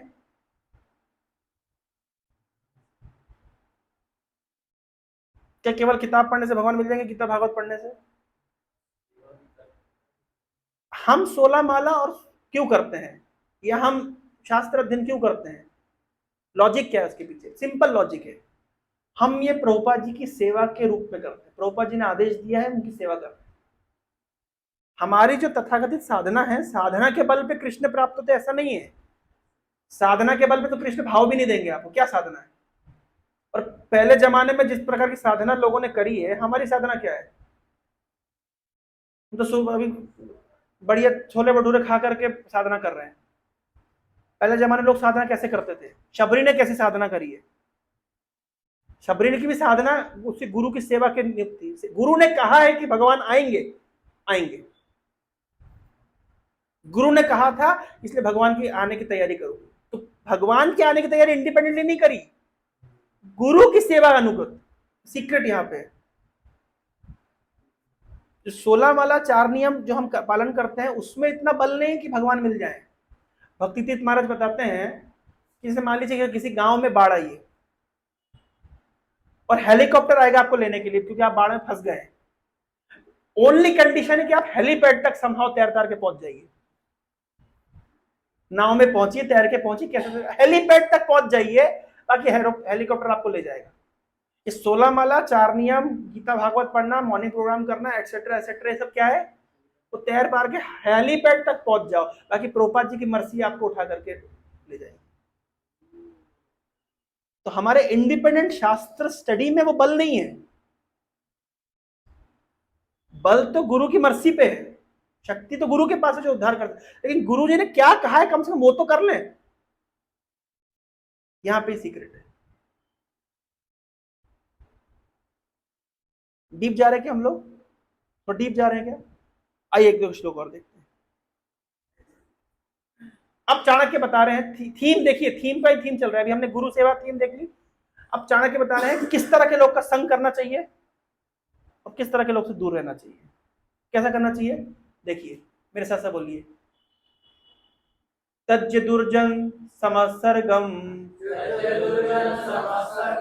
भज साधु समागमम कुरु पुण्यम अहोरात्रम स्मरा नित्यम अनित्यतम। बोल रहे हैं त्यज दुर्जन समसर्गम, दुर्जन व्यक्ति का संग का त्याग करो और भज साधु संगम, और साधु संग को भजो, मतलब साधु की संगति का लाभ उठाओ। कुरु पुण्यम अहोरात्रम, दिन रात कुछ ऐसा कार्य करना चाहिए जिससे लिखा है, इतना अच्छा English word, by day and night acquire virtue, अच्छे काम करो दिन रात, दूसरों की भलाई करो, पुण्यम वर्च्यू। और स्मरा नित्यम अनित्यतम, और हमेशा स्मरण करो, नित्यता स्मरण करो, किस चीज का? क्या अनित्य है। ये जीवन अनित्य है, ये शरीर अनित्य है, ये पावर पोजीशन अनित्य है, ये संबंध अनित्य है। अनित्य क्या है उसका स्मरण करो, और नित्य क्या है उसका भी स्मरण करो। स्मरा नित्यम अनित्यतम, हर समय स्मरण किस चीज से करना चाहिए? क्या अनित्य है, क्या टेम्परेरी है। कितना सिंपल लॉजिक। ये सब पहलू चाणक्य नीति के हमको नहीं पता थे। हमको क्या नीति पता थी? कि कैसे संसार में भोगे, कैसे बड़ा राजा बने, कैसे इतिहास के पन्नों में नाम लगाएं, ये हमने सुना था टीवी में। लेकिन एक्चुअली में चाणक्य ने क्या दिया देखिए, साधुओं की संगति करो, दुर्जनों का त्याग करो, हॉस्टल छोड़ के बेस में आओ। मैं नहीं बोल रहा हूं, चाणक्य बोल रहे हैं। दिन रात अच्छे काम करो, दूसरों की भलाई करो, है ना, अच्छे काम करते हो जैसे तुम दिन रात। और हर समय मेडिटेट करना चाहिए, क्या नित्य है और क्या अनित्य है, ये अंतर करना आना चाहिए। आइए अब जरा चाणक्य क्या और थोड़ा भक्ति में उनके भावना को समझे, जरा उनकी भावना को देखिए। कितना सुंदर श्लोक। मैं श्लोक नहीं पढ़ूंगा, केवल उसका अर्थ आप लोग को समझाऊंगा। चाणक्य कितनी अच्छी बात बोल रहे हैं, ये भगवान का गुणगान करते हुए बोल रहे हैं। कभी कभी आपने सुना होगा भगवान की तुलना करते हैं कल्प वृक्ष से। सुना है कल्प वृक्ष क्या होता है? क्या होता है? इच्छाओं को पूर्ण करने वाला वृक्ष। आध्यात्मिक जगत में ऐसा वृक्ष होता है जो इच्छा करो पूर्ण हो जाए। आप ऐसा वृक्ष से मैंगो मांगो तो मैंगो दे, बनाना मांगो तो बनाना दे, संतरा मांगो तो संतरा दे, गुआवा मांगो तो गुआवा दे। कल्प वृक्ष, जो मांगो आपकी इच्छा पूर्ण हो जाएगी। तो कभी कभी भगवान की तुलना की जाती है किससे? कल्प वृक्ष से। वैष्णव की तुलना की जाती है, क्या श्लोक है? वांछा कल्पतरुभ्यश्च। वैष्णव कैसे हैं? कल्प वृक्ष के समान। भगवान कैसे हैं? कल्प वृक्ष के समान है। तो चाणक्य कह रहे हैं कि भगवान में आपकी तुलना कल्प वृक्ष से क्यों करूं? आखिर कल्प वृक्ष तो है, तो वृक्ष ना है, तो लकड़ी, सही तुलना है क्या? कभी कभी भगवान की तुलना किससे की जाती है? कल्प वृक्ष से। चाणक्य क्या कह रहे हैं कि भगवान में आपकी तुलना वृक्ष से करो। आखिर वृक्ष तो ultimately it's a mayor would, कल्प वृक्ष इज मेयर वुड। कभी कभी भगवान की तुलना की जाती है सुमेरु से, लेकिन Sumeru is motionless. Sumeru gold से बना है। तो कभी कभी भगवान की तुलना की जाती है सुमेरु पर्वत से। लेकिन चाणक्य बोल रहे हैं सुमेरु से क्यों तुलना करूं? ये तो मोशनलेस है, चलता फिरता नहीं है, अचल है। अच्छा, कभी कभी तुलना की जाती है भगवान की चिंतामणि, और आखिर चिंतामणि तो पत्थर है, तो भगवान की तुलना पत्थर से करूं? चाणक्य भाव। कभी कभी भगवान की तुलना की जाती है सूर्य से, ये सूर्य में कितनी गर्मी है, जलाता है, सूर्य से क्या तुलना करूं? कभी कभी भगवान की तुलना की जाती है चंद्रमा से, चंद्र चकोर, चंद्रमा से, चंद्रमा से तुलना करूं? चंद्रमा में तो दाग है, या चंद्रमा तो क्षय होता है। कभी कभी तुलना की जाती है भगवान की कामदेव से, हम गायत्री पढ़ते हैं उसमें कामदेव, लास्ट मंत्र कामदेव से, भगवान की तुलना जाती है कामदेव से। भगवान कामदेव है, ऐसे कामदेव जो राधा रानी के मन को मोहित कर लेते हैं। चाणक्य कह रहे कामदेव से तुलना करूं? आखिर कामदेव का तो शरीर जला के भस्म कर दी चीज है, वो तो अनंग है। अच्छा हाँ, क्या मैं भगवान की तुलना करूं समुद्र से? हम सुबह हर दिन गाते हैं, संसार दावा नललीढ़ लोका त्राणाय कारुण्य घना घनातम प्राप्तस्य कल्याण गुणार्णवस्य, गुणों के अर्णव यानी गुणों के समुद्र, समुद्र भगवान क्या है? गुणों के समुद्र, जिनसे एक बादल बनता है, गुरु रूपी बादल, जो हमारे संसार रूपी दावानल के ऊपर वर्षा करता है। तो इस श्लोक में भगवान की तुलना किससे की गई है? समुद्र से। और गुरु की तुलना किससे करी गई है? बादल से। तो चाणक्य क्या बोल रहे हैं कि भगवान मैं आपकी तुलना समुद्र से करूं? पर समुद्र तो सॉल्टी है। मैं आपकी तुलना कामदेव से करूं, पर कामदेव तो अनंग है। क्या मैं आपकी तुलना बलि महाराज से करूं? आप दान देने में बलि के समान है, पर बलि तो दिति का पुत्र दैत्य है। क्या मैं आपकी तुलना कामधेनु से करूं? पर कामधेनु तो एक गाय है, एक जानवर है।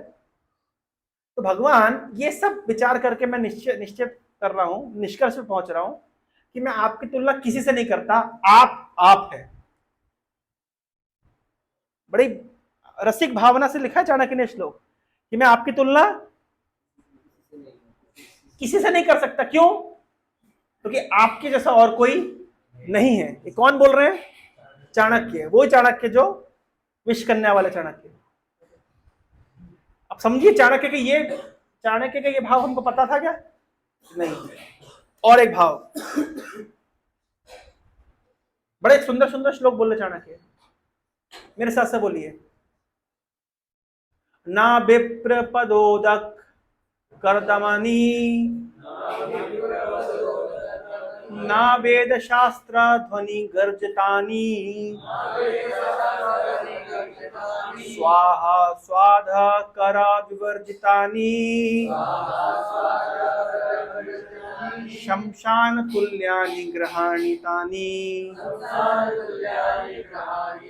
जिनके घरों में भगवान के भक्त लोग को चरण धुलाने के लिए पानी नहीं है, या जिनके घर में भगवान के भक्त नहीं जाते हैं, जिनके घरों में वेद वाक्य की ध्वनि गर्जन नहीं होती है।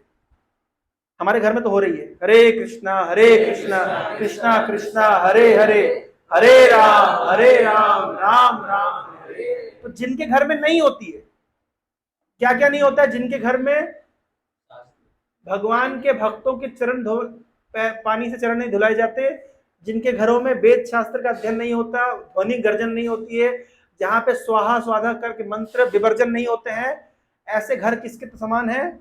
शमशान तुल्यानि ग्रहाणि तानि। उनका घर किसके समान है? चौका मार रहे हैं अभी चाणक्य, अभी छक्का मारेंगे, आगे चलिए। किस किस घर में नहीं होता है? किनके भी घर में नहीं हो रहा है? हो रहा है क्या? नहीं हो रहा है तो क्या करना चाहिए? और नहीं तो देखिए कितने अच्छे अच्छे श्लोक लिख रहे हैं। साधुनाम दर्शनम पुण्यम, तीर्थभूत ही साधवः, कालेन फलते तीर्थम, सद्य साधु समागम।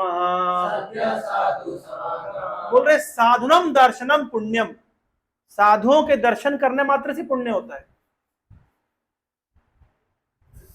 बहुत नहीं करना, केवल साधुओं का दर्शन करने मात्र से पुण्य हो जाता है। तीर्थ भूत ही साधुआ। अरे साधु क्या है? साक्षात तीर्थ है, अलग से तीर्थ में जाना जरूरत नहीं है। साधुओं का संग करना ही तीर्थ स्थान है। काले ना फलते तीर्थम, भाई तीर्थों में जाएंगे, गंगा में स्नान करेंगे, बड़ा समय लगेगा शुद्ध होने में, लेकिन साध्या साधु समागम, सद्या साधु समागम, लेकिन साधु का समागम करने से तुरंत प्यूरिफाई होता है व्यक्ति। अच्छा, कितनी बड़ी बात बोल रहे हैं। क्या बोल रहे हैं कि साधुनम दर्शनम पुण्यम, साधुओं का दर्शन करना ही पुण्य है। सेवा करना, उनसे सुनना तो बहुत दूर की बात होगी, साधु का दर्शन करना ही पुण्य है। आगे बोल रहे हैं तीर्थ बुद्धि, तीर्थ भूत ही साधुआ, जहां साधु जाए वही तीर्थ है। प्रभुपाद जी गए वृंदावन, मैं सुना था स्टोरी। प्रभुपाद जी वृंदावन गए तो एक शाम को क्लास देने बैठे, कोई भी नहीं, सारे शिष्य, कोई लोई बाजार घूम रहा है, कोई गोविंद देव घूम रहा है, कोई राधा रमन घूम रहा है। तो प्रभुपाद ने वेयर इज एवरीवन? बोले Prabhupada they are wandering in Vrindavan, they taking darshan. बोले Vrindavan is here, call them here, where there is sadhu there is Vrindavan. जहां साधु है वहां वृंदावन है, कहां तुम इधर तो घूम रहे हो? फिर वृंदावन में क्या दर्शन होगा? माया दर्शन होगा, कृष्ण दर्शन नहीं होगा। तो बोले तीर्थ भूत ही साधु, जहां साधु है वही वृंदावन है, वही तीर्थ है। और सबसे बड़ी बात, काले ना फलते तीर्थम, तीर्थ में रहेंगे, गंगा में स्नान करेंगे, बड़ा समय लगेगा शुद्ध होने में, लेकिन साधु समागम, साधु का संग करते सद्यो, तुरंत काम करेगा, इंस्टेंट वॉशिंग हो जाएगी। क्या बोलते उसको? इंस्टेंट धुलाई हो जाएगी। कौन बोल रहा है ये? चाणक्य। देखिए कितने बड़ी बड़ी बातें बोले चाणक्य। हम आइए, ये हमारे सुदर्शन प्रभु का फेमस, मतलब फेवरेट श्लोक, मेरे साथ से बोलिए। जय श्याम श्रीमद यशोदा सुता पदा कमले नास्तिर भक्तिर नराणाम, ये श्याम अभीर कन्या प्रिय सुना, कथने ननुरक्त रसज्ञ, ये श्याम श्री कृष्ण लीला ललिता रसा, कथा सदरौ नैव कर्णौ, धिक्तान धिगेतान, कथयन्ति सततम कीर्तनस्तो मृदंगः। बोले मृदंग में आवाज आती है धिक धिक्तान धिक्तान धिक्तान, क्या आवाज है ये? क्या कहना चाह रहा है मृदंग? मृदंग क्या कहना चाह रहा है? बोल रहे हैं जेशाम श्रीमद यशोदा सुता पद कमले नास्तिर भक्ति नराणाम। नराणाम मनुष्य की, ऐसे मनुष्य जिसकी भगवान श्रीमद यशोदा सुता पद कमले, ये दिखा रहे, दिखा, जो फोटो दिखाओ, दिखाओ, देखो हाथ में दो। क्या बोल रहे हैं? जिसकी नहीं है, क्या नहीं है? यशोदा के सुत के चरण कमल में भक्ति नहीं है, जिसकी नहीं है। ये शाम अभीर कन्या प्रिया सुना कथने न रुक्त रसज्ञा, who are not attached to discussing the glories of Shrimati Radha Rani. Abhir कन्या, जो वनवासी जो कन्या है, ब्रज की जो कन्या है, कौन है ब्रज की कन्या? राधा रानी। उनकी कथा सुनने के प्रति जिसका अनुरक्ति नहीं है, दो बात बोल दी, क्या क्या बोल दिए? जिसकी यशोदा सुत के चरणों में प्रति भक्ति नहीं है, जिसकी राधा रानी की कथा सुनने के प्रति अनुरक्ति नहीं है, ये शाम श्री कृष्ण लीला ललिता रस कथा सदरव नैव करणव, जिनके कान उत्साही नहीं है भगवान कृष्ण की लीलाओं को सुनने के लिए, तो मृदंग की धिक्तान धिक्तान बोल रही है कि ऐसे लोगों का जीवन धिक्कार है, धिक्कार है, धिक्कार है, धिक्कार है, धिक्तान धिक्तान धिक्कार है, धिक्कार है। किसका जीवन धिक्कार है? ये धिक धिक जो आवाज निकल रही है मृदंग की, वो क्या कह रही है?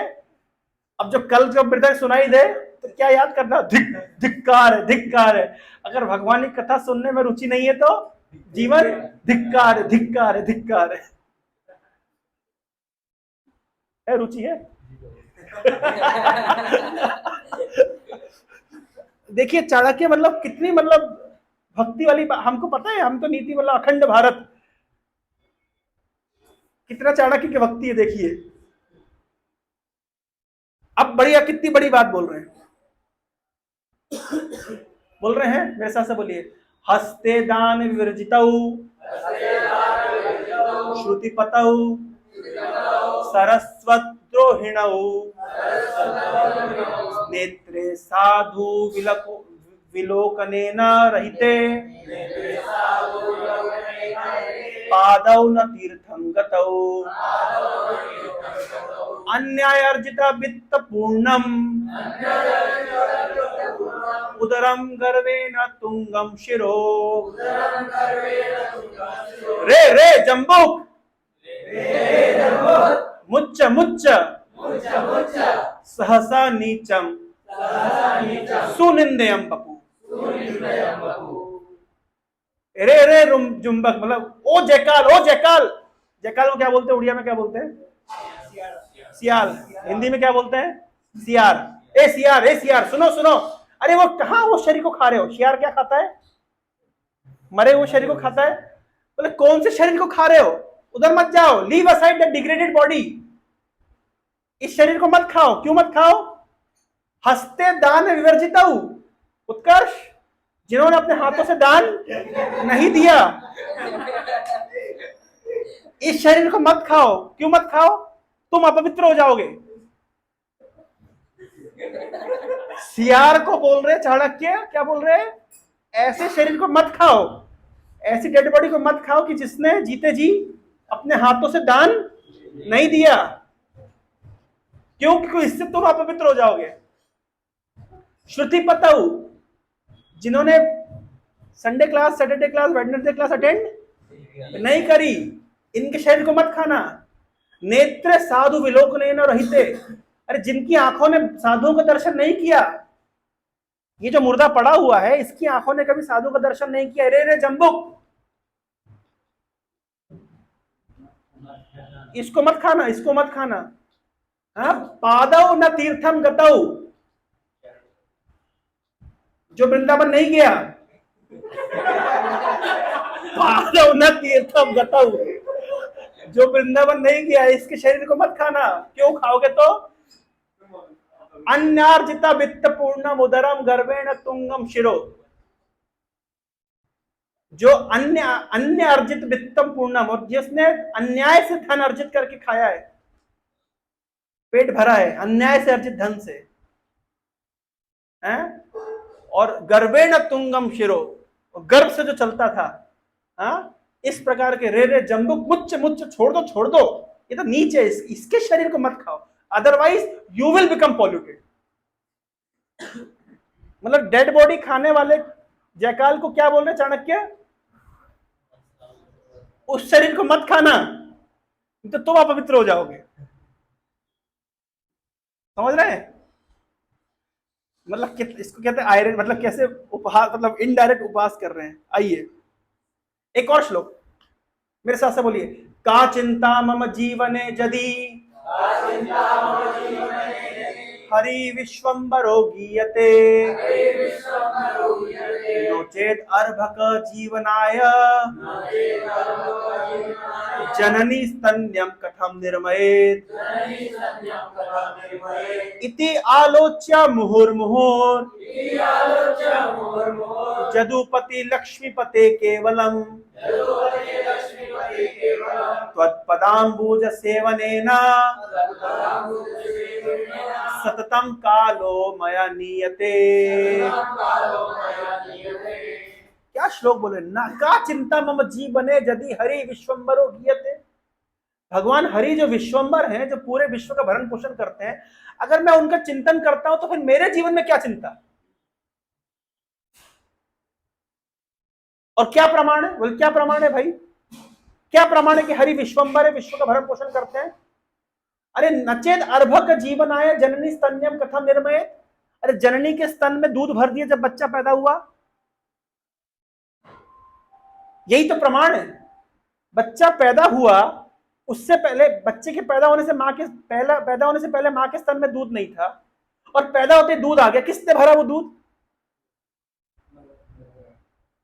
तो जिसने दूध भरा है, जिसने चोंच दिए, वो दाना भी देगा। तो अगर मैं हरि विश्वम्बरो गीयते, अगर उनका मैं गान कर रहा हूं, अगर मैं उनकी कीर्ति के गान में लगा हुआ हूं, तो अपने जीवन की मुझे क्या चिंता। इति आलोच्य, यही सोच सोच करके मुहुर मुहुर बार बार, हे जदुपति, हे लक्ष्मीपति केवलम, मैं तो चाहता हूं तो पदाम्बुज सेवनेन सततम कालो मया नियते, मैं चाहता हूं मेरा हमेशा कांस्टेंट समय आपकी सेवा में बीते। अब इनके पास कहां समय है पॉलिटिक्स करने का, विश कन्या को ट्रेन करने का। ये तो कह रहे कि मेरा कांस्टेंट समय कहां जाना चाहिए? हरि विश्वम्बरो गीयते तत्पदाम्बुज सेवनेन सततम कालो मया नियते। मैं तो चाहता हूं कि कॉन्स्टेंटली मेरा समय आपकी सेवा में लगा रहे। चाणक्य मतलब देखिए, हमको चाणक्य का एक पहलू पता है, दूसरा पहलू हमारे सामने है। और बताइए क्या चाणक्य बोल रहे? तुम श्लोक को उधर दिखाया करो, एडिट करो, सीख लिया क्या एडिटिंग? देखिए मेरे साथ होगी, माता च कमला देवी, पिता देवो जनार्दन, बांधवा विष्णु भक्तश्च, स्वदेशो भुवनत्रयम्। अरे जिसकी माँ कमला देवी है, यानी लक्ष्मी देवी जिसकी माँ है, अरे जिसके पिता जनार्दन विष्णु भगवान है, और जिसके मित्र भगवान विष्णु के भक्त हैं, ये पूरा त्रिभुवन उसका घर है। इज हैप्पी एवरीवेयर, कहीं भी जा सकता है, कहीं भी रह सकता है। कौन? Condition applied. क्या कंडीशन है? कि जो जिसकी मां कमला देवी है, जिसके पिता जनार्दन, और जिसके बंधु बांधव कौन है? विष्णु भक्त। उसके लिए तो पूरी दुनिया उसका घर है। क्या इंडिया, क्या अमेरिका, क्या यूरोप। और प्रभुपाद जी ने करके दिखाया, जहां गए बिल्कुल राजाओं की तरह रहे, अपना घर है। ये ऐसे माता च कमला देवी, पिता देवो जनार्दन। बस केवल अगर आपको चाहिए कि पूरे त्रिभुवन को अपना घर समझना है, तो क्या करना है? केवल कमला देवी को अपनी मां समझिए। क्या तो है, बस एक्सेप्टेंस नहीं है हमारे अंदर। माता च कमला देवी, पिता देवो जनार्दन, और बंधु विष्णु भक्तश्च, बांधवा विष्णु, स्वदेशो भुवनम त्रयम्। त्रिभुवन आपका घर है प्रभु। फिर ये उड़ीसा क्या और बंगाल क्या? अब चाहते हैं इंद्र के जैसा ऐश्वर्य प्राप्त हो? आप लोगों को चाहते हैं? नहीं चाहते भाई, हर व्यक्ति चाहता है एक नौकरी मिले, छोटी मोटी नौकरी मिल जाए, 10, 12, 15 लाख का पैकेज मिल जाए। लेकिन अगर आप चाहते हैं इंद्र के जैसा ऐश्वर्य प्राप्त हो, तो क्या करना पड़ेगा? फॉर्मूला इधर है। सुबह फूल कौन तोड़ के लाता है भगवान के लिए? मैंगो लेके आते। देखिए आपके लिए क्या लिखा है, स्वहस्त ग्रहिता माला, स्वहस्त ग्रस्त चंदनम, स्वहस्त लिखितम स्तोत्रम, शक्रस्य पी श्रियम हरे। अगर आप चाहते हैं कि इंद्र के समान आपको ऐश्वर्य प्राप्त हो, तो क्या करिए? अपने हाथों से फूल माला बना के भगवान को अर्पित करिए, कि फूल तोड़ करके भगवान के लिए लेकर के आइए। कौन बोल रहा है? ये वही चाणक्य है जो अखंड Bharat, time tested formula, trial and tested, और क्या क्या बोले थे, विश्वकन्या, चंद्रगुप्त मौर्य, हमको वो सब पता है। लेकिन यहाँ चाणक्य क्या बोल रहे हैं? क्या करना, सीक्रेट क्या है? स्वहस्त ग्रहिता माला। केवल माला नहीं, अगर कोई भक्त अपने हाथों से डस्टबिन की क्लीनिंग करता है नियम से, कितना अच्छे से वो करता है। आप लोग जब प्रसाद लेकर के जाते हैं तो ऋतिक प्रभु बिल्कुल बकायदा सफाई करता है। कुछ भी भगवान की अपने हाथों से कोई भी सेवा कोई करता है, तो चाहे वो माला बनाए, चाहे वो चंदन घिसे, चाहे वो डस्टबिन क्लीन करे, चाहे वो रसोई करे, चाहे वो क्लीनिंग करे, स्वहस्त लिखितम स्तोत्रम, श्लोकों को लिख लिख के याद करता है, तो ऐसे व्यक्ति को इंद्र से बढ़कर के ऐश्वर्य प्राप्त होता है। कॉर्पोरेट चाणक्य, कॉर्पोरेट सक्सेस का सूत्र बता रहे चाणक्य।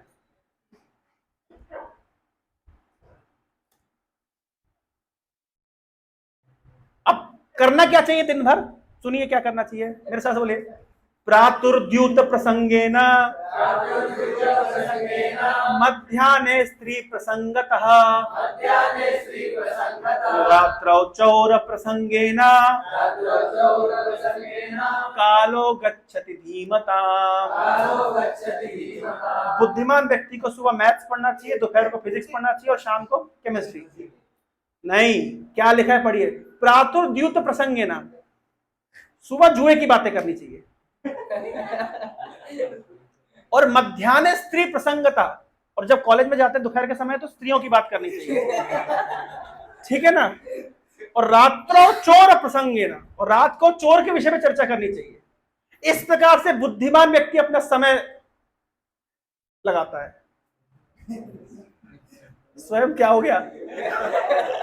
सुबह किसके विषय चर्चा करनी चाहिए? जुए के विषय में, दोपहर को स्त्रियों के विषय में और रात को चोरों के विषय में। इस प्रकार से बुद्धिमान व्यक्ति अपने दिन भर को, मतलब टाइम मैनेजमेंट, टाइम कैसे मैनेज करना है अपने को, ऐसे मैनेज करना है। नहीं समझ आया? किस किस को समझ आ गया? किसी को समझ नहीं आया? अरे भैया, सुबह सुबह द्यूत प्रसंगेन मतलब महाभारत द्यूत प्रसंगेन, और मध्याह्न स्त्री प्रसंग था, दोपहर में हाँ चुरा के लेगा, यानी कौन सा शास्त्र? रामायण। और रात को पढ़ना चाहिए कृष्णा बुक। रात्रौ चौर प्रसंगेन कालो गच्छति धीमता। बुद्धिमान व्यक्ति सुबह महाभारत पढ़ता है यानी गीता पढ़ता है, दोपहर में रामायण पढ़ता है और शाम को कृष्ण लीला पढ़ के सो जाता है। कौन बोल रहा है? तो फिर वो विष कन्या को ट्रेन कब करता है? क्वेश्चन ये उठता है ना कि कालो गच्छन्ति धीमता, बुद्धिमान व्यक्ति का समय ऐसे बीतता है।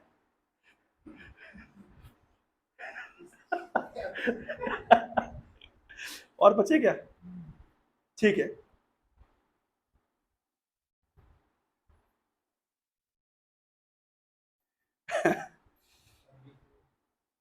हरे कृष्ण। और भी बहुत कुछ है लेकिन आज के लिए इतना ही। सुबह क्या पढ़ना चाहिए? जुए के विषय में सुनना चाहिए, दोपहर में स्त्रियों के विषय में और रात को चोरों के विषय में। इस प्रकार से बुद्धिमान व्यक्ति अपने समय को लगाता है। हरे कृष्णा कृष्णा कृष्णा हरे हरे, हरे राम राम राम हरे। किसी के मन में कोई जिज्ञासा? ऋषभ बहुत खुश लग रहा है। हरे कृष्ण। तो इस प्रकार से हम देखते हैं, आज हमने देखा, हमें चाणक्य के कई पहलू पता थे, यहाँ चाणक्य का हमने कृष्ण कॉन्शियस पहलू चर्चा किया। और कितने सारे श्लोकों में चाणक्य ने क्या क्या थीम में बोले चाणक्य? गुरु की सेवा, शास्त्रों के से हिसाब से चलना चाहिए, संघ के विषय में बोले, और भक्ति और भगवान के विषय में बताए, भगवान के नाम के, भगवान की सेवा के विषय में बताए, और किस प्रकार से अपने समय को मोल्ड करना चाहिए। कई, इसके अलावा जो आप लोग जो एक्सपेक्ट कर रहे थे वो भी यहाँ पे है, आप समय लेकर के इसको पढ़ सकते हैं। अलग अलग बड़े सुंदर सुंदर सूत्र दिए चाणक्य ने, जो इमीडिएटली आप अपने जीवन में अप्लाई कर सकते हैं। नीति शास्त्र में कई नीतियां हैं, चाणक्य नीति, विदुर नीति, बृहस्पति नीति, शांडल्य नीति, सब अवेलेबल है, नेट पे मिल जाता है। हाँ, मिल जाएगा इंग्लिश में। विदुर नीति, बृहस्पति नीति, और अष्टावक्र, सॉरी, भर्तृहरि की नीति। भर्तृहरि का नाम सुना आप लोगों ने? एक स्टोरी सुना के मैं खत्म करता हूँ। ये सब अलग अलग नीति शास्त्र है। भर्तृहरि महाराज विक्रमादित्य के भाई थे। विक्रमादित्य उज्जैन के राजा थे। तो भर्तृहरि पहले राज करते थे। तो भर्तृहरि की अपनी एक पत्नी थी, बड़ी सुंदरी थी, उसका नाम था पिंगला। तो भर्तृहरि ने पिंगला की सुंदरता के ऊपर एक शतक लिखा, 100 श्लोकों का शतक, मतलब 100 श्लोकों का समूह। उसका नाम रखा सौंदर्य शतक, श्रृंगार शतक, सौंदर्य श्रृंगार शतक। एक दिन महाराज भर्तृहरि के दरबार में एक साधु आया और एक एप्पल लेकर के आया। कहा, महाराज इस एप्पल को आप खाएंगे तो आप तरोताजा रहेंगे, हमेशा नवयुवक रहेंगे, हमेशा नौजवान रहेंगे, आपकी शक्ति, आपकी बुद्धि हमेशा तीक्ष्ण रहेगी, आपके शरीर में ऊर्जा और तेज रहेगा। तो महाराज ने सोचा कि इस एप्पल को मैं खा के क्या करूंगा, हमारी पत्नी पिंगला को खिलाएंगे। तो राजा प्रेम करते थे पिंगला से, तो एप्पल उन्होंने दे दिया पिंगला को। और पिंगला प्रेम करती थी घोड़े वाले से, तो घोड़े वाले ने कोई, तो पिंगला ने एप्पल दे दिया घोड़े वाले को। अब घोड़ा वाला प्रेम करता था गांव की एक कन्या से, तो घोड़े वाले ने एप्पल दे दी गांव की कन्या को। और कन्या ने सोचा हम इस एप्पल को खा के क्या करेंगे, हमारे देश के राजा महाराज भर्तृहरि कितने महान है, ये एप्पल उनको देना चाहिए। वो जाकर के उन्होंने एप्पल भर्तृहरि को दिया, भर्तृहरि को दिया, तो वही एप्पल लग रहा है। अब वो लोग वो एप्पल कैसे, आजकल देखा नहीं एप्पल में स्टिकर लगा आता है, तो उस जमाने में शायद कुछ स्टिकर लगा होगा, कुछ निशान कुछ तो होगा। तब महाराज को पता चल गया ये जो लव सर्कल, लव ट्रायंगल, सब सर्कल जो भी है, लव रोम्बस। तो इस प्रकार से, तो फिर उसके बाद महाराज भर्तृहरि, तो जिन्होंने श्रृंगार शतक लिखा वे बाद में इनको वैराग्य आ गया, और फिर इन्होंने लिखा वैराग्य शतकम। वही भर्तृहरि महाराज जिन्होंने पहले लिखा था श्रृंगार शतकम, फिर उन्होंने लिखा वैराग्य शतकम। तो वैराग्य शतकम में विभिन्न प्रकार के मतलब बड़ी नीतियां दी गई है, संसार में कैसे चलना है, कौन धोखा देता है, कौन अपना है, कौन पराया है, बड़ी अच्छी अच्छी नीतियां दी गई है। तो आप लोगों के होमवर्क है ये वैराग्य शतकम, विदुर नीति, बृहस्पति नीति, शांडिल्य नीति, चाणक्य नीति, बीच बीच में पढ़ते रहना चाहिए। नीति मतलब नॉर्मल अपने जीवन में, दिनचर्या में। देखिए शास्त्रों में, जैसे हम लोग जो शास्त्र पढ़ते हैं ये भगवत प्राप्ति के लिए, भगवान से अपने संबंध को स्थापित करने के लिए हम पढ़ते हैं, लेकिन इस संसार में कैसे चलना है उसके लिए भी कुछ कॉमन सेंस चाहिए। नहीं तो जैसे चाणक्य बोलते हैं सीधे पेड़ों को लोग जैसे जल्दी काट देते, सीधे आदमी को लोग जल्दी काटते हैं, इसलिए बहुत सीधा नहीं होना चाहिए, कितना सीधा होना चाहिए, कितना टेढ़ा होना चाहिए, ये सारे जो बेसिक पॉइंट्स हैं सब चाणक्य नीति में बताए गए।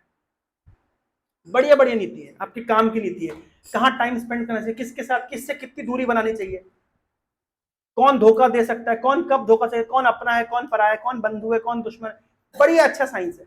ये सब नीति शास्त्रों में दिया गया है। लेकिन आज हमने चाणक्य के उन नीति वाले पहलुओं के ऊपर चर्चा नहीं करी, आज हमने चर्चा करी चाणक्य की भक्ति की, किस प्रकार से चाणक्य एक महान विष्णु भक्त है। हरे कृष्णा। श्रील प्रभुपाद की जय, चाणक्य की जय।